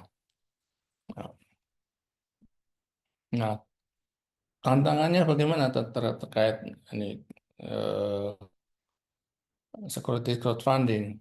Nah, tentu regulasi masih berkembang ya. Ada beberapa regulasi yang barangkali tumbang tindih ya kan, menurut ISBS itu ya, antara OJK, Kemenak, MUI itu. Kemudian regulasi ini juga masih berkembang ya kan. Nah, secara umum di Indonesia masih tertinggal dari sisi regulasi dibanding Malaysia di tingkat di tingkat keuangan syariah. Kemudian apalagi ya, literasi keuangan syariah yang masih rendah. Masyarakat Muslim sama itu tingkat literasi keuangannya relatif rendah gitu. Ada apa, prejudice gitu ya, ada prasangka terkait dengan investasi syariah atau keuangan syariah secara umum, bahwa apa keuangan syariah itu ya podo sama aja gitu, dengan keuangan konvensional. Ada dakwaan seperti itu. Ini harus diakui ya. Nah, bagaimana caranya agar prasangka tadi bisa berkurang gitu. Kemudian adanya risiko penyalahgunaan dan penipuan ya. Oke, harus juga disadari bahwa di luar sana itu ada beberapa fintech yang ilegal ya kan. Ilegal, nggak ada izin ya dan sebagainya. Nah, tentu itu akan membawa membuat nama fintech secara umum termasuk yang syariah ini menjadi buruk gitu. Padahal fintech yang tadi memang nggak ada izin, nggak ada apa itu ya kan, sehingga contoh tadi Safex itu kan sudah izinnya lengkap ya, mendapatkan penghargaan dari bermacam-macam platform gitu kan, ini kan luar biasa. Nah, tetapi kasus-kasus yang ilegal ini masih cukup banyak. Kemudian persaingan dengan yang konvensional ya. Nah, masyarakat ini kan lebih dulu ke yang konvensional ya dibanding yang syariah. Sehingga seringkali terutama yang tidak sadar dengan syariah tadi akan berinvestasi di yang non syariah. Kemudian di sisi yang lain tantangannya kesenjangan digital, belum merata akan akses internet di beberapa wilayah di Indonesia. Terus bagaimana strategi untuk mengatasi tadi ya? Tentu yang pertama melakukan harmonisasi atas regulasi ya. OJK dan MUI mungkin perlu menyusun standar syariah yang seragam untuk crowdfunding ya. Ini menurut AOV ya. Kemudian adanya edukasi masyarakat, kolaborasi pesantren, kampus ataupun bisnis tadi ya, termasuk ini kolaborasi AFSI ya dengan Safik ya untuk melakukan sosialisasi crowdfunding ya, agar orang makin kenal ya kan, agar keraguan lagi jadi semakin hilang ya kan. Nah itu kemudian penguatan teknologi ya, adopsi smart contract berbasis blockchain. Nah, ini untuk meningkatkan kepercayaan publik terhadap kontrak-kontrak ataupun terhadap crowdfunding secara umum, agar tingkat kepercayaan makin besar. Kemudian kolaborasi di lintas sektor ya. Syariah ini harus bermitra dengan perbankan syariah. Saya kira ini sudah dilakukan ya, dan itu dari strategi ya. Saya kira itu ya secara umum. paparan saya. Nanti bisa dilanjutkan dengan pertanyaan. Terima kasih. Oke, baik. Terima kasih Pak Anton atas materi yang telah dipaparkan. Ibu Bapak dan teman-teman peserta, saat ini kita akan melanjutkan pada sesi tanya jawab. Sudah masuk beberapa pertanyaan yang ada di kolom fitur Q&A dan kolom chat. Mungkin akan saya bacakan satu persatu terlebih dahulu. Pertanyaan pertama dari Mas Wisam Syafiur Rahman. Pertanyaannya, apakah regulasi SCF di Indonesia saat ini sudah cukup untuk melindungi para investor? Nah, mungkin ini yang bisa menjawab mungkin Pak Kevin. Ya. Monggo, silakan Bapak. Baik, terkait dengan pertanyaan tersebut, izin saya coba menjawab ya. Kalau untuk regulasi sendiri, kalau kami lihat ya, memang OJK terus mengupdate ya terkait dengan hal tersebut. Tapi yang pasti memang kalau kami lihat sebagai pelaku usaha, hal tersebut sudah sangat-sangat cukup dapat melindungi para investor ya. Karena memang dalam hal tersebut juga OJK juga memiliki pasal-pasal ataupun peraturan yang memang khusus untuk terkait dengan perlindungan consumer, dalam hal ini investor ya. Jadi kalau kami lihat sih memang sudah sangat cukup itu ya, cukup kuat ya. Dan sepertinya nanti bakal tetap ditingkatkan lagi karena kebetulan memang dalam waktu dekat bakal ada POJK SF yang baru. Kemungkinan di tahun ini bakal keluar juga. Baik. Seperti itu Mas Wisam ya. Semoga bisa menjawab. Kemudian ini ada Pak Reza. Pak Reza ingin bertanya. Monggo Pak Reza langsung. Terima kasih atas waktunya Mas Rian. Saya izin bertanya ke dua narasumber boleh. Mungkin spesifik ke Mas Kevin juga.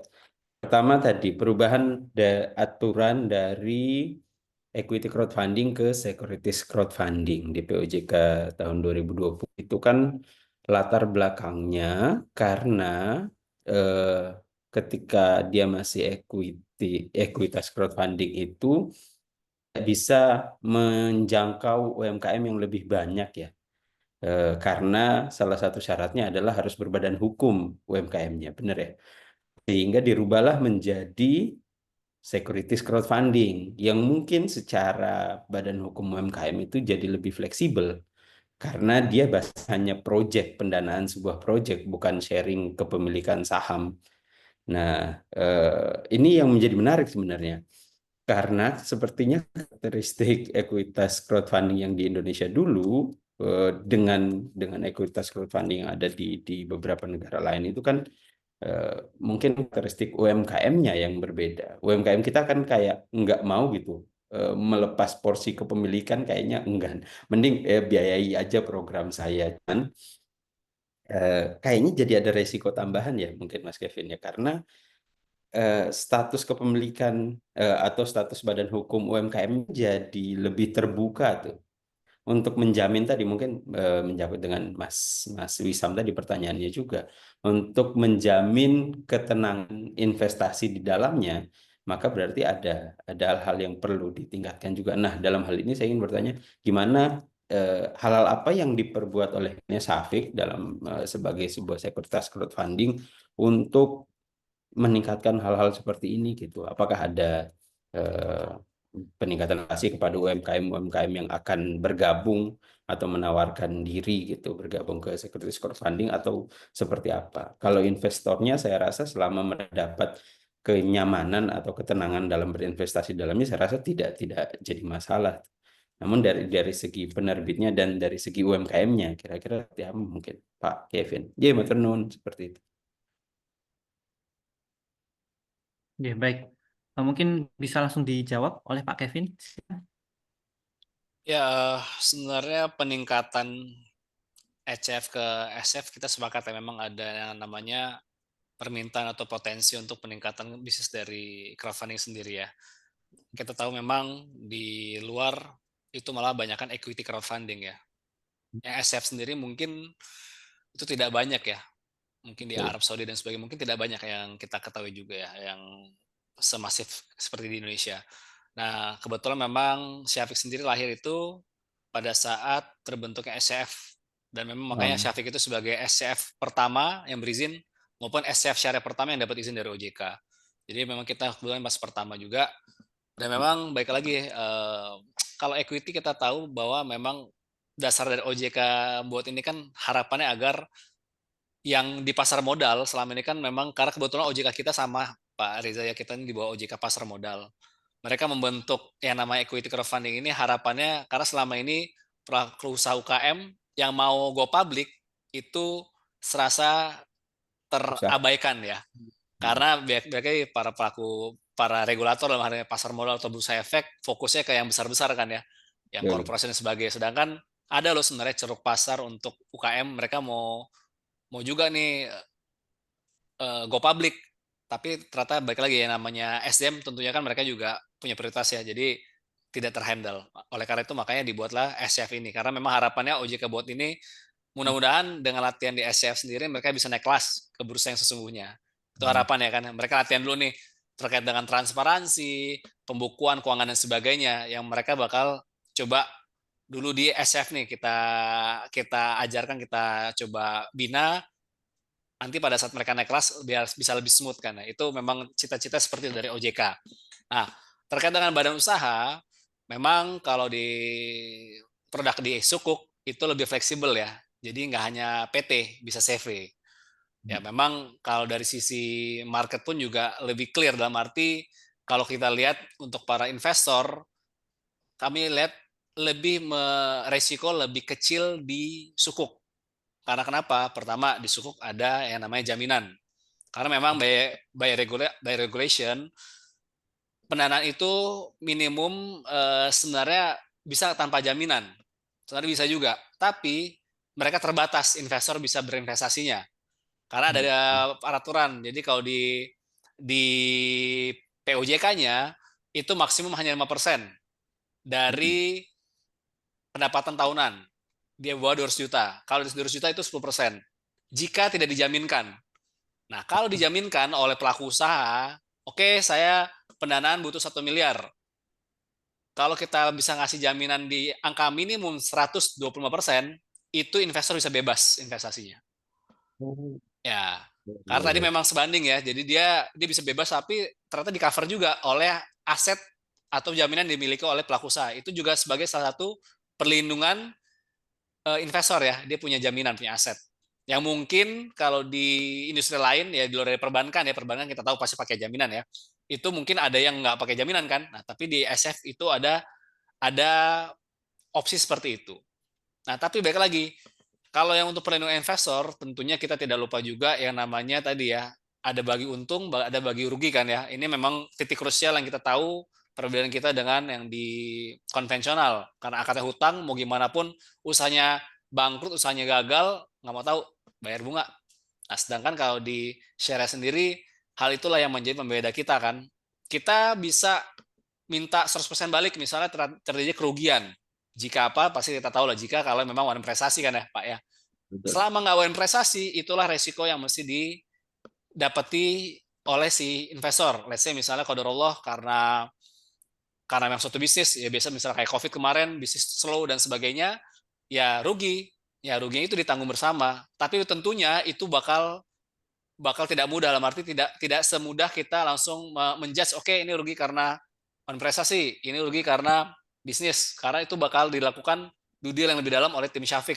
Mereka bakal minta dokumen sedetail mungkin, jadi tidak semudah itu juga ya, tidak serampangan juga bisa pelaku usaha, aduh saya karena bisnis nih rugi, pasti cek, ternyata enggak kan ya Pak ya, ternyata emang karena duitnya dipakai buat yang lain-lain gitu misalnya, jadi memang tidak semudah itu. Dan yang kedua memang paling penting juga selain dari sisi itu, untuk sisi perlindungan investor tentunya adalah komunikasi Pak ya. Itu paling penting. Karena memang kita berkaca dari lembaga-lembaga keuangan lainnya yang melibatkan crowd ya. Sebenarnya crowd ini nggak hanya di crowdfunding ya, mungkin di industri lain seperti di peer-to-peer dan sebagainya kan juga sama-sama crowd ya. Yang paling penting itu komunikasi ya, karena memang komunikasi ini yang juga cukup krusial.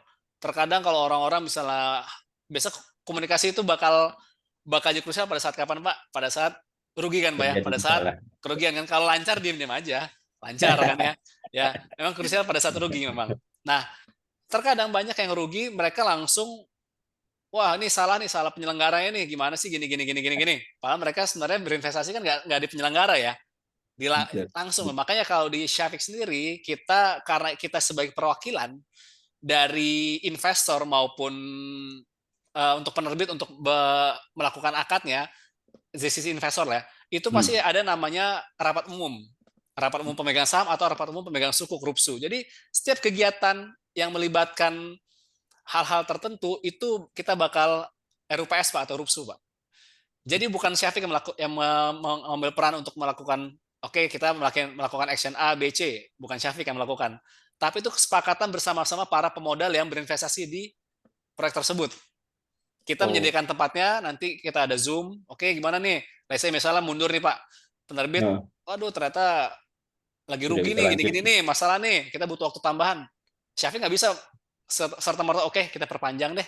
Enggak, karena nanti yang menentukan adalah para pemodal. Nanti pada saat itu di RUPSU, kita sediakan platformnya, mereka bisa diskusikan si penerbit presentasi, oke gini, ntar pemodalnya bakal menentukan.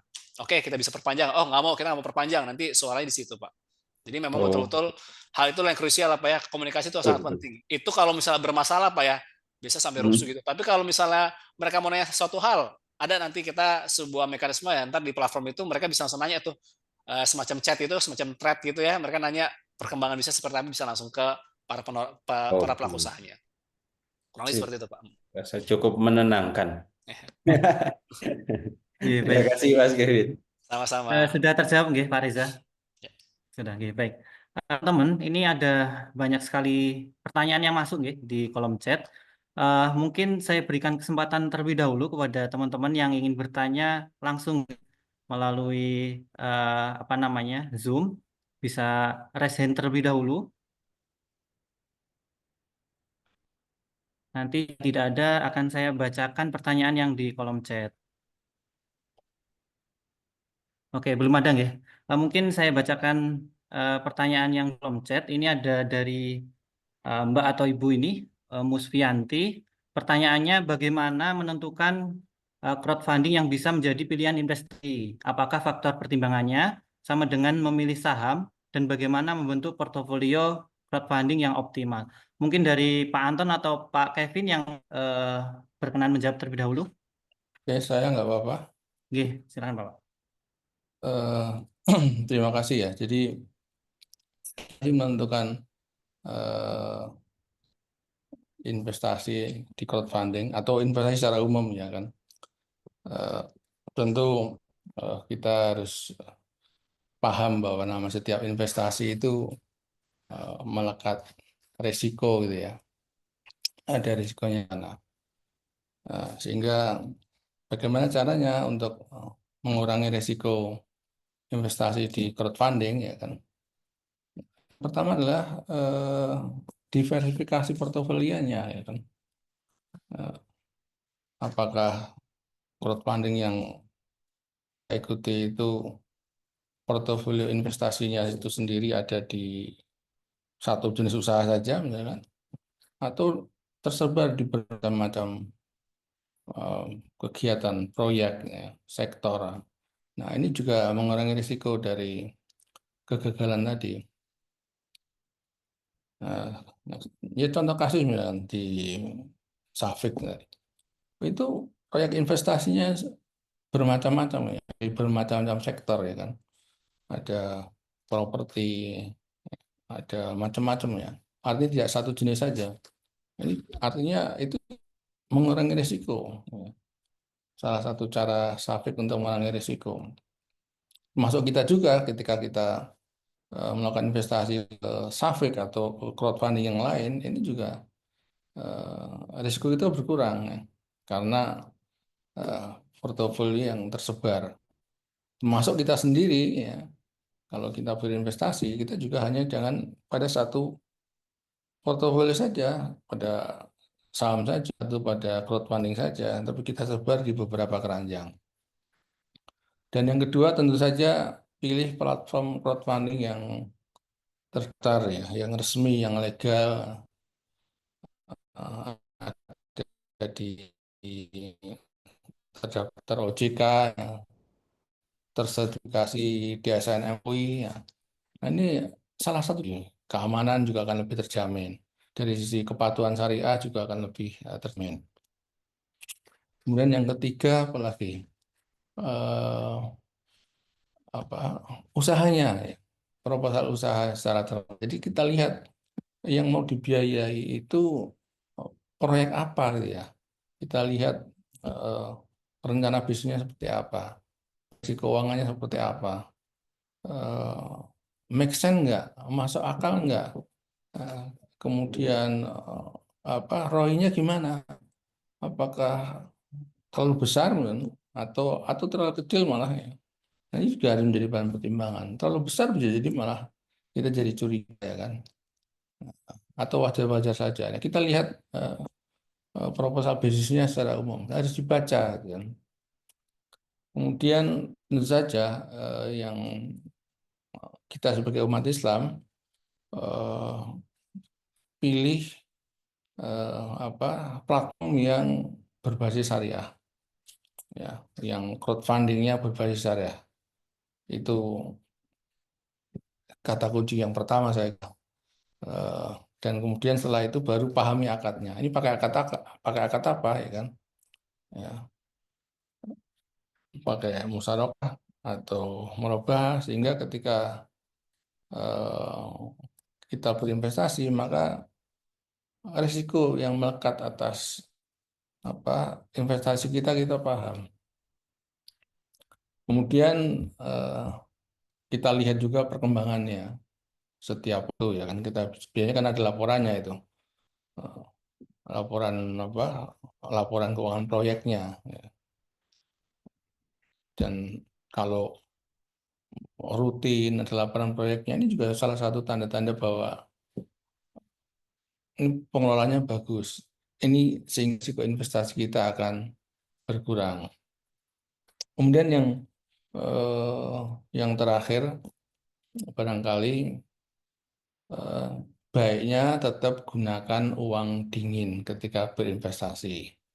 Agar apa? Agar terutama untuk investasi jangka pendek ya. Agar kita tidak terburu-buru untuk menggunakan dana tersebut, untuk menjualnya atau mengambilnya dan sebagainya. Itu saja dari saya. Mungkin Iya, bisa baik. jawab pertanyaan. Terima kasih.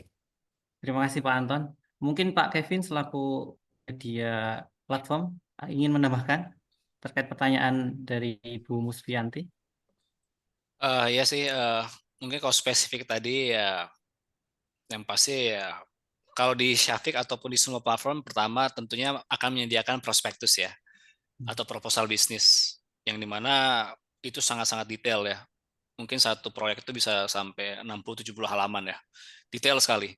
Jadi itu bisa dipelajarin. Tapi tentunya untuk mempelajari itu pasti butuh ilmu kan. Itu yang selalu kita juga edukasi kepada para masyarakat, berilmu sebelum berinvestasi. Biasanya kita tahu kan berilmu sebelum beramal ya. Tapi kalau sini kita berilmu sebelum berinvestasi, itu paling penting. Jadi memang kita juga harus mengilmui semua hal tersebut ya tadi ya, agar kita tahu nih, ini wajar nggak, ini tidak wajar, dan sebagainya. Itu perlu banget kita ketahui. Yang kedua, kalau tadi pertanyaan terkait dengan memilih saham, apakah sama pertimbangannya? Menurut saya berbeda. Jadi berbeda dalam hal apa? Kalau mungkin biasa tadi Bu atau Bapak Musfianti itu biasa bermain saham di bursa, itu kan tadi ya, selain tentunya kita tahu dengan laporan keuangan ataupun hal-hal fundamental lainnya, tentunya mereka ada opsi untuk exit, ya kan ya, dalam hal jual beli di waktu yang tidak terlalu lama. Nah, ini juga ada faktor lainnya kalau di SF. Mereka mesti hold dananya itu setahun minimum. Jadi apa yang sebenarnya diharapkan? Tentunya bukan keuntungan dari selisih nilai jual maupun belinya ya. Itu adalah lebih ke dividen. Jadi memang ini fokusnya ke lebih dividen. Kalau untuk saham ya. Jadi kita bakal lihat nih, oh ini perusahaan ini selama ini performance-nya memang sering keuntungannya besar dan nanti ada potensi untuk bagi dividen sekian. Jadi memang itulah perbedaan antara yang kalau untuk biasa berinvestasi di saham bursa dengan di SF, itu perbedaannya. Lebih kita fokus ke dividen. Fundamentalnya lebih lagi lah kalau di SF ini. Nah, untuk tentunya kalau untuk membentuk portofolio crowdfunding optimal, ya tadi ya, kita jangan taruh telur dalam satu basket tentunya. Kita berbagai macam tadi ya, portofolio ya. Memang yang pastinya kita harus juga lihat situasi dan kondisi kan pasti. Jangan di satu tempat walaupun itu menarik, tentu pasti ada risiko. Jadi kita harus sebar portofolio kita ke proyek-proyek yang tidak satu industri ya. Itu paling penting tuh. Jangan misalnya kita di properti semua atau di perdagangan semua atau di fashion semua, enggak. Kita harus bagi-bagi portofolio tersebut agar tadi ya kita untuk meminimalisir risiko. Tentunya kalau untuk hasil optimal itu tadi pasti ya kita bisa ada bayangan kan karena ada proyeksi dari bagi hasilnya. Tapi yang paling saya titik beratkan untuk membagi risiko sih sebenarnya. Kurang lebih seperti itu. Ya, baik, terima kasih Pak Kevin. Saya kira sudah sangat terjawab nih Bu Musfianti. Kemudian ada pertanyaan yang sangat teknis, ini spesifik ditujukan kepada Pak Kevin. Pertanyaannya, apakah ada kesempatan untuk mahasiswa mengajukan pendanaan di Syafik atau harus dengan badan usaha? Bagaimana prosesnya? Boleh di-spill enggak katanya? Terima kasih. Monggo Pak Kevin. Oke, untuk semuanya sebenarnya kita terbuka ya, tapi memang pada dasarnya sesuai kita karena di bawah OJK tentunya harus mengikuti regulasi yang ada ya. Memang kebetulan saat ini untuk yang dapat mengajukan untuk saham tentunya PT, kalau yang sukuk bisa CV. Ya, jadi memang itu yang memang bisa dilakukan. Nah, bagaimana dengan PT perorangan? Sepertinya kita belum bisa ya. Karena PT perorangan itu ternyata setelah kita cek juga itu tidak butuh akte ya sekarang ya. Cukup NIB aja udah bisa buat PT perorangan. Nah, hal tersebut tidak bisa support karena itu tidak sesuai dengan regulator yang diatur oleh OJK karena wajib ada akte pendiriannya ya. Nah, itu pertama. Nah, mahasiswa ataupun siapapun boleh untuk mengajukan selama tadi ya ada dasarnya legal berupa PT ataupun CV. Nah, minimal juga sudah ada kegiatan bisnisnya, sudah berjalan, minimal sudah ada 2 tahun belakangan, jadi bisa lihat ya performance seperti apa. Karena kenapa? Baik lagi, ini kita kan tadi menggunakan dana masyarakat ya. Jadi tentunya pasti masyarakat harapan utamanya paling utama tentunya ada potensi keuntungan kan ya. Itu pasti paling utama. Jadi kalau memang kita membiayai untuk yang belum ada performance-nya itu untuk di platform Syafik sendiri ya, itu belum bisa. Karena tadi ya kita belum bisa untuk mendanai startup dan sebagainya karena startup sendiri kan atau perusahaan-perusahaan baru kan itu belum ada pas performance-nya ya, itu yang memang belum bisa kita support. Baik lagi, ini kan menggunakan dana masyarakat ya. Kita punya tanggung jawab ke sana. Ya. Baik, terima kasih. Mbak Reni semoga menjawab ya. Ini ada beberapa pertanyaan yang saya kira sama nggih. Jadi saya skip dulu. Jadi jawabannya tadi sudah disampaikan oleh Pak Anton dan juga Pak Kevin. Mungkin pertanyaan yang agak berbeda ini dari siapa ini? Oh, dari Mas Kimi ya. Apa konsekuensinya jika UKM penerbit gagal memenuhi kewajibannya kepada investor? Mungkin Pak Kevin juga ya yang menjawab ini. Ya. Jadi konsekuensi paling besarnya tadi tentu ya kehilangan dana yang kita investasikan ya. Tapi baik lagi, makanya kita sudah melakukan mitigasi kan. Tentu mitigasi ini yang kita harapkan untuk bisa menjaga ekspektasi dari para investor juga. Yang pertama tentunya usaha yang ditawarkan di platform ini ya itu sudah disaring sedemikian rupa ya. Jadi tentunya kalau seperti di Syafik sendiri ya tadi karena kita menerapkan kehati-hatian ya, ini betul-betul kehati-hatian kita sama seperti di perbankan lah. Beda kita dengan di perbankan apa? Kecepatannya dalam menentukan layak enggaknya. Jadi hal itu yang kita jaga. Yang kedua, tentunya mereka juga harus ada untuk sukuk ya. Mereka juga ada jaminan yang mereka mesti berikan. Once misalnya nanti ternyata ada qadarullah bermasalah, itu bisa kita eksekusi melalui jaminan yang sudah dimiliki. Tapi balik lagi ya, ada 2 hal paling utama. Ya tadi kalau yang namanya kerugian tadi dibagi ada 2 hal. Apakah satu itu karena one prestasi atau kedua karena faktor bisnis. Jadi yang bisa di-cover baik itu jaminan ataupun pengembalian itu yang one prestasi. Tapi kalau itu karena memang dari faktor bisnis itu memang resiko yang ditanggung bersama-sama. Tapi balik lagi faktor bisnis inilah yang bisa kita coba mitigasi dengan bisnis yang kita saring sedemikian rupanya ya. Sebagai contoh, di Syafik sendiri memang fokusnya banyak proyek-proyek yang para pelaku pemodalnya atau yang pembayarannya tadi udah terkenal, misalnya BUMN, Pertamina, PLN dan sebagainya. Jadi memang kita minimalisir untuk usahanya, proyek-proyeknya memang proyek-proyek yang sudah cukup kuat ya untuk bisa kita danain. Ya kurang lebih seperti itu sih. Oke, baik. Mas Kimi, cukup clear ya? Ada tambahan? Oh, cukup. Oke. Atau Pak Anton ingin menambahkan, Bapak? Saya kira udah cukup lah itu. Cukup. Oke. Nah, Ini ada pertanyaan dari Mas Fadli. Bagaimana Mas Safik dalam meyakinkan orang awam untuk yang takut untuk berinvestasi karena takut gagal, tertipu dan risiko lainnya? Mungkin ini bisa dijawab Pak dulu, nanti akan ditambahkan oleh Pak Anton begitu. Yang pasti kalau tips kita sih ya, tadi ya karena tadi ya, biar kadang kan kalau takut tertipu itu tadi ya, karena kita pertama tadi saya sepakat dengan Pak Anton, harus menggunakan uang dingin. Itu paling penting tuh. Uang dingin itu paling penting tuh, karena kalau kita menggunakan uang panas dalam arti itu sebenarnya itu kebutuhan yang sehari-hari, apalagi ngutang gitu ya, wah itu udah selesai tuh. Itu biasanya udah nggak tenang dalam kita menyikapi suatu permasalahan yang ada. Yang kedua, dia harus berilmu dulu. Ya dia tahu lah, investasi itu ada risiko, investasi itu ada hal-hal yang mesti dipelajari di parameter dan sebagainya.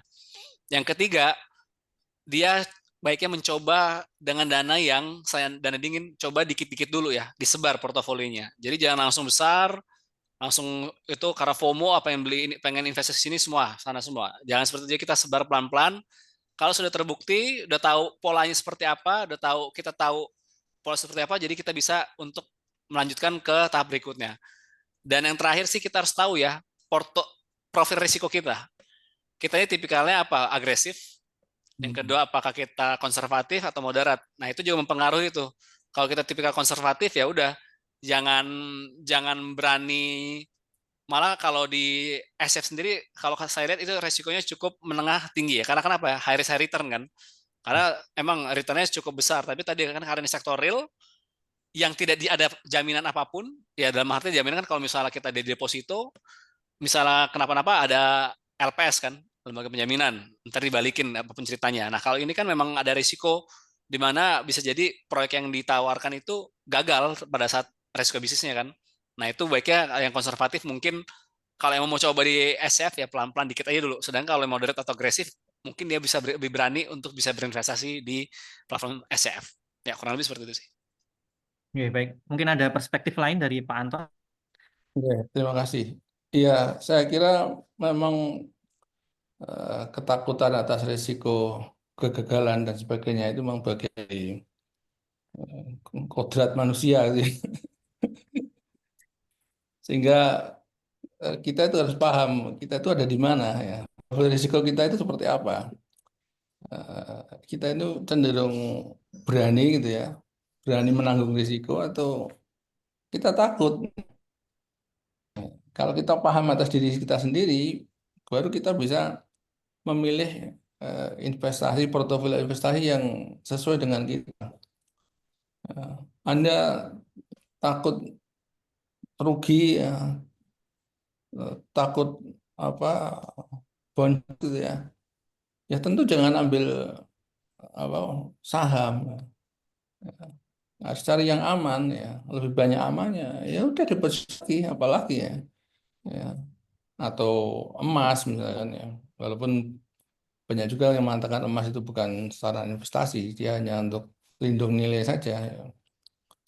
Tapi kalau kita moderat, nah, kita bisa cari alternatif investasi lain yang memang lebih menguntungkan, lebih menjanjikan kembalian investasi, ya kan.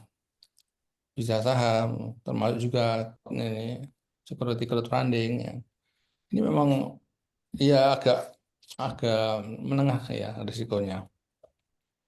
Nah, itu kita sesuaikan dengan profil kita seperti apa. Dan tentu saja jangan buru-buru ya, kalau investasi itu step by step ya. Biar kita itu menjadi apa biasa, menjadi apa nggak kagetan gitu loh. Ya, contoh misalkan ya, kita investasi di saham.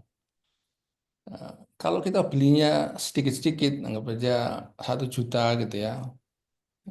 Ketika kita mengalami portofolio kita itu turun ya, turun katakan saja 20% ya, maka nilai investasi kita kan tinggal 800.000 gitu. Nah, mungkin tidak kelihatan banyak ya kan uang minus minus 200.000 tadi.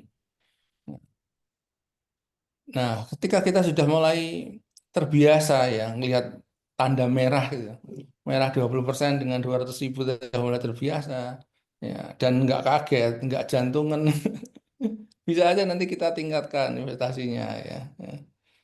Dan seterusnya hingga menjadi terbiasa gitu.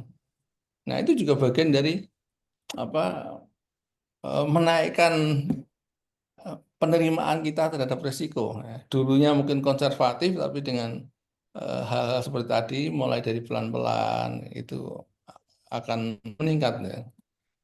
Persepsi kita akan risiko akan berubah.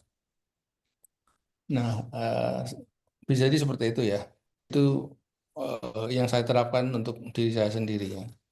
Ya, dari pelan-pelan, dikit-dikit, nggak kaget, nah, lihat minus minus sekian-sekian, akhirnya sampai sekarang minus sekian itu masih anteng gitu. Karena masih masih potensial kan, minusnya potensial itu kan. Beneran minus kan. Ketika lihat indeks IHSG turun turun semua, ini kan merahnya luar biasa, tapi nggak kaki gitu kan. Nah, itu cara mudah teman-teman ya. Dan satu lagi, jangan pernah kita titipkan uang kita untuk dikelola, diinvestasikan ke orang lain ya, teman dan sebagainya. Lebih baik uang kita gunakan atau kita investasikan ke lembaga-lembaga resmi ya. Kenapa? Ya anggap saja misalkan ya. Anggap saja lah kita berinvestasi di saham. Kemudian kita salah ambil keputusan. Kemudian uang kita hilang ya, ya minus ya. Kita rugi. Ya anggap saja itu sebagai ongkos belajar gitu ya. Ongkos belajar. Lebih baik uang itu kita hilangkan diri daripada teman kita yang hilangin gitu loh. Itu prinsipnya. Jadi lebih baik kita anggap ongkos belajar. Ya. Belajar butuh ongkos. Ya, caranya gimana? Ya pengalaman itu. Membeli pengalaman itu memang mahal. Nah, untuk mengurangi risiko tadi, apa? Belajar. Ya, kita perlu belajar. Berilmu lebih dulu. Oke, itu saja Mas. Terima kasih. Oke, baik, terima kasih Pak Anton. Begitu nggih Mas Fadli tadi. Jadi intinya setiap investasi ada risikonya. Kemudian yang perlu kita lakukan adalah mengenali profil risiko kita ya, apakah di agresif, moderat atau konservatif. Kemudian nanti diiringi dengan pemilihan instrumen investasi yang tepat begitu. Kemudian mungkin ada teman-teman yang ingin bertanya secara langsung ini dari tadi lewat kolom chat ya, agar kita bisa lebih mengenal begitu. Silahkan diaktifkan kameranya dan raise hand dulu. Kita masih punya waktu sekitar berapa ini ya? 15 menit ya, 15 menit. Silahkan. Tidak ada. Mungkin jika tidak ada, kita baca pertanyaan dari salah satu peserta yang ada di kolom chat. Ini dari, aduh spellingnya gimana ini? Bukari, Pak Bukari ya ini ya. Pertanyaannya dalam pandangan Syafiq, apa hambatan terbesar dalam mendapatkan dukungan dari pembeli untuk menerapkan SCF? Mungkin ini dari Pak Kevin ya yang menjawab. Silakan Bapak. Pembeli mungkin investor kali ya. Iya, investor mungkin Ya. yang dimaksud. Sebenarnya kalau kendala sih pasti tentu ada ya, karena tadi ya yang namanya perkembangan industri SF ini kan masih baru, jadi belum terlalu baik dikenal, jadi mereka masih agak-agak ragu ya untuk bisa berani berinvestasi di sana. Tapi yang satu hal pasti, makanya kita selalu terus melakukan edukasi ya ataupun literasi ya secara berkala ya, secara rutin, yang harapannya tadi ya agar mereka siap dulu dari sisi pemahaman. Ya justru kita malah sangat menjaga hal tersebut ya, karena terkadang baik lagi ya, walaupun kita ini syariah ataupun mereka semua terkait syariah, tapi pada saat mereka ada kodrolo posisi rugi, ya banyak yang belum siap ya. Dan balik lagi ini juga menjadi tantangan besar adalah karena kita crowdfunding.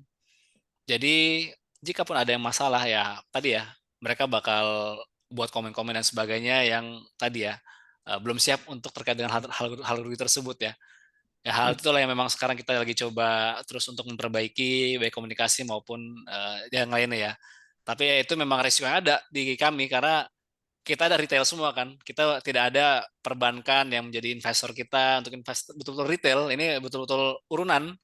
Jadi kalau ada yang tidak puas satu ya tentunya kita akan coba memperbaiki hal-hal apa aja yang bisa kita tingkatkan. Tapi tentunya kita nggak bisa semua orang ridho tentunya kan ya. Tapi terus kita melakukan perkembangan untuk bisa jadi lebih baik lagi sih. Memang lebih ke sana sih arahnya ya. Ya, baik. Terima kasih Pak Kevin. Semoga bisa menjawab ya tadi dari Pak Bukari.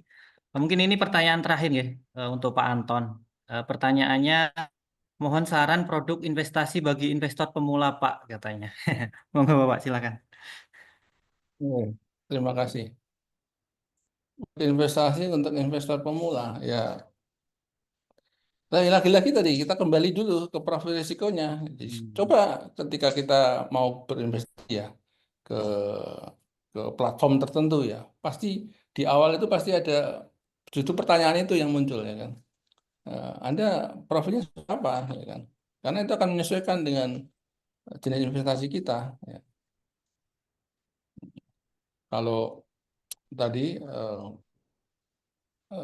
takut risiko ya, penghindar risiko, risk averse misalkan, ya tentu yang cocok apa? Yang pasti-pasti ya kan, suku negara misalkan, itu risikonya rendah atau malah deposito jelas gitu kan. Tapi kalau Anda termasuk suka risiko tapi dan menginginkan imbal hasil yang besar, bisa ke alternatif portofolio yang lain ya. Nah, tapi kata kuncinya apa ya? Pelan-pelan saja ya. Apapun itu pelan-pelan, mulai dari yang kecil ya, biar tidak kaget.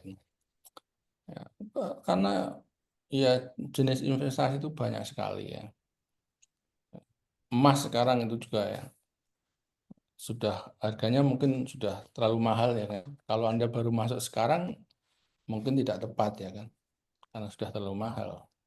Tapi kalau Anda masuk Januari kemarin, Anda sudah untung luar biasa ya kan, karena di Januari masih 1,2, 1,1 gitu. Nah, sekarang udah 2 juta. Nah, Anda bisa cari alternatif yang lain. Sekarang apa? Mungkin silver, ya. Perak ya. Sekarang lagi ramai karena ada apa perbandingan emas dan perak ini harus sekian sampai sekian. Masih murah walaupun sudah naik ya. Perak itu masih murah walaupun sudah naik.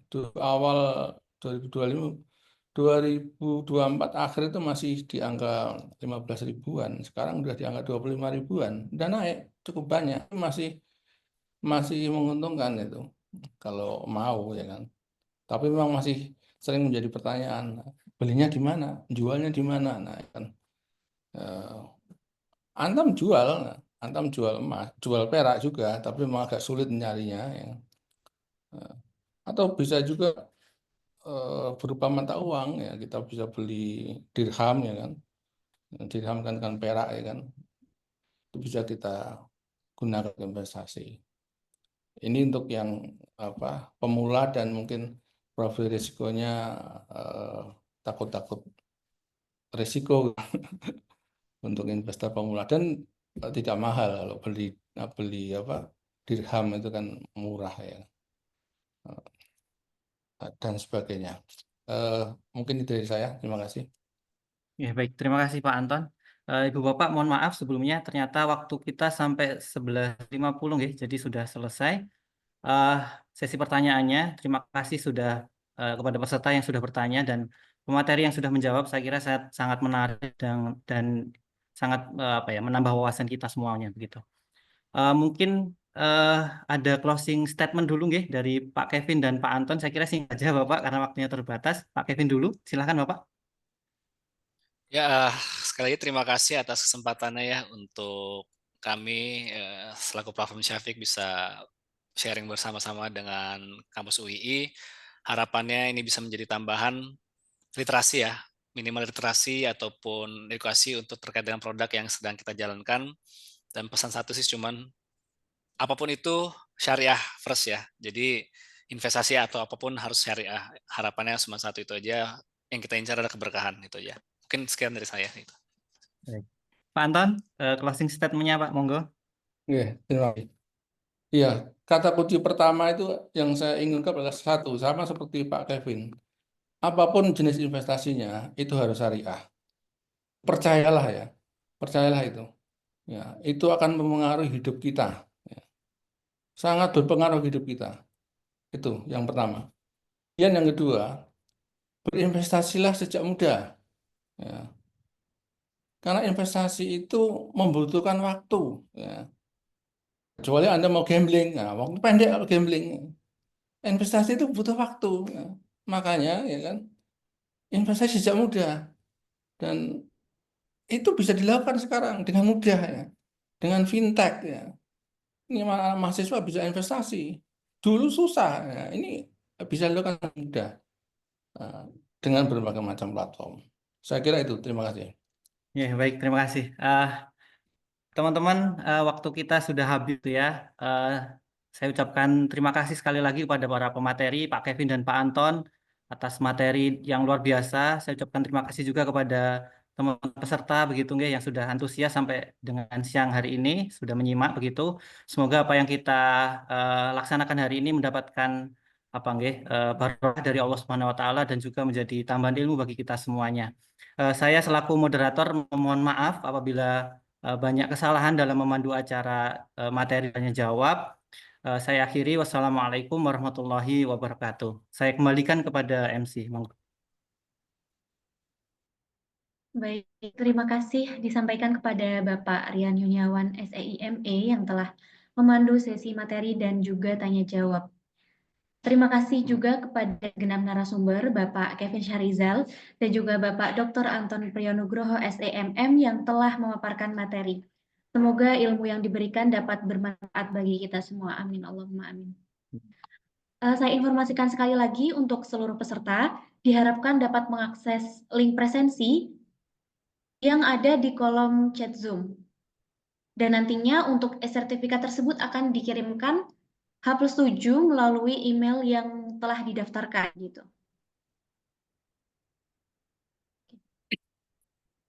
Baik, tiba saatnya kita berada di penghujung acara. Kami ucapkan terima kasih kepada para narasumber serta peserta yang telah antusias dalam mengikuti kegiatan pada hari ini. Kegiatan ini dapat berjalan atas dukungan Bank Syariah Indonesia, Bank Aladin Syariah, Bank DKI Syariah, PwC, Bank Jago Syariah, Hak Association, dan Alibaba Cloud. Sekian webinar pada hari ini. Saya selaku MC memohon maaf apabila ada salah kata atau perbuatan. Wallahul muwaffiq ila aqwamit thoriq. Wassalamualaikum warahmatullahi wabarakatuh. Wassalamualaikum warahmatullahi wabarakatuh.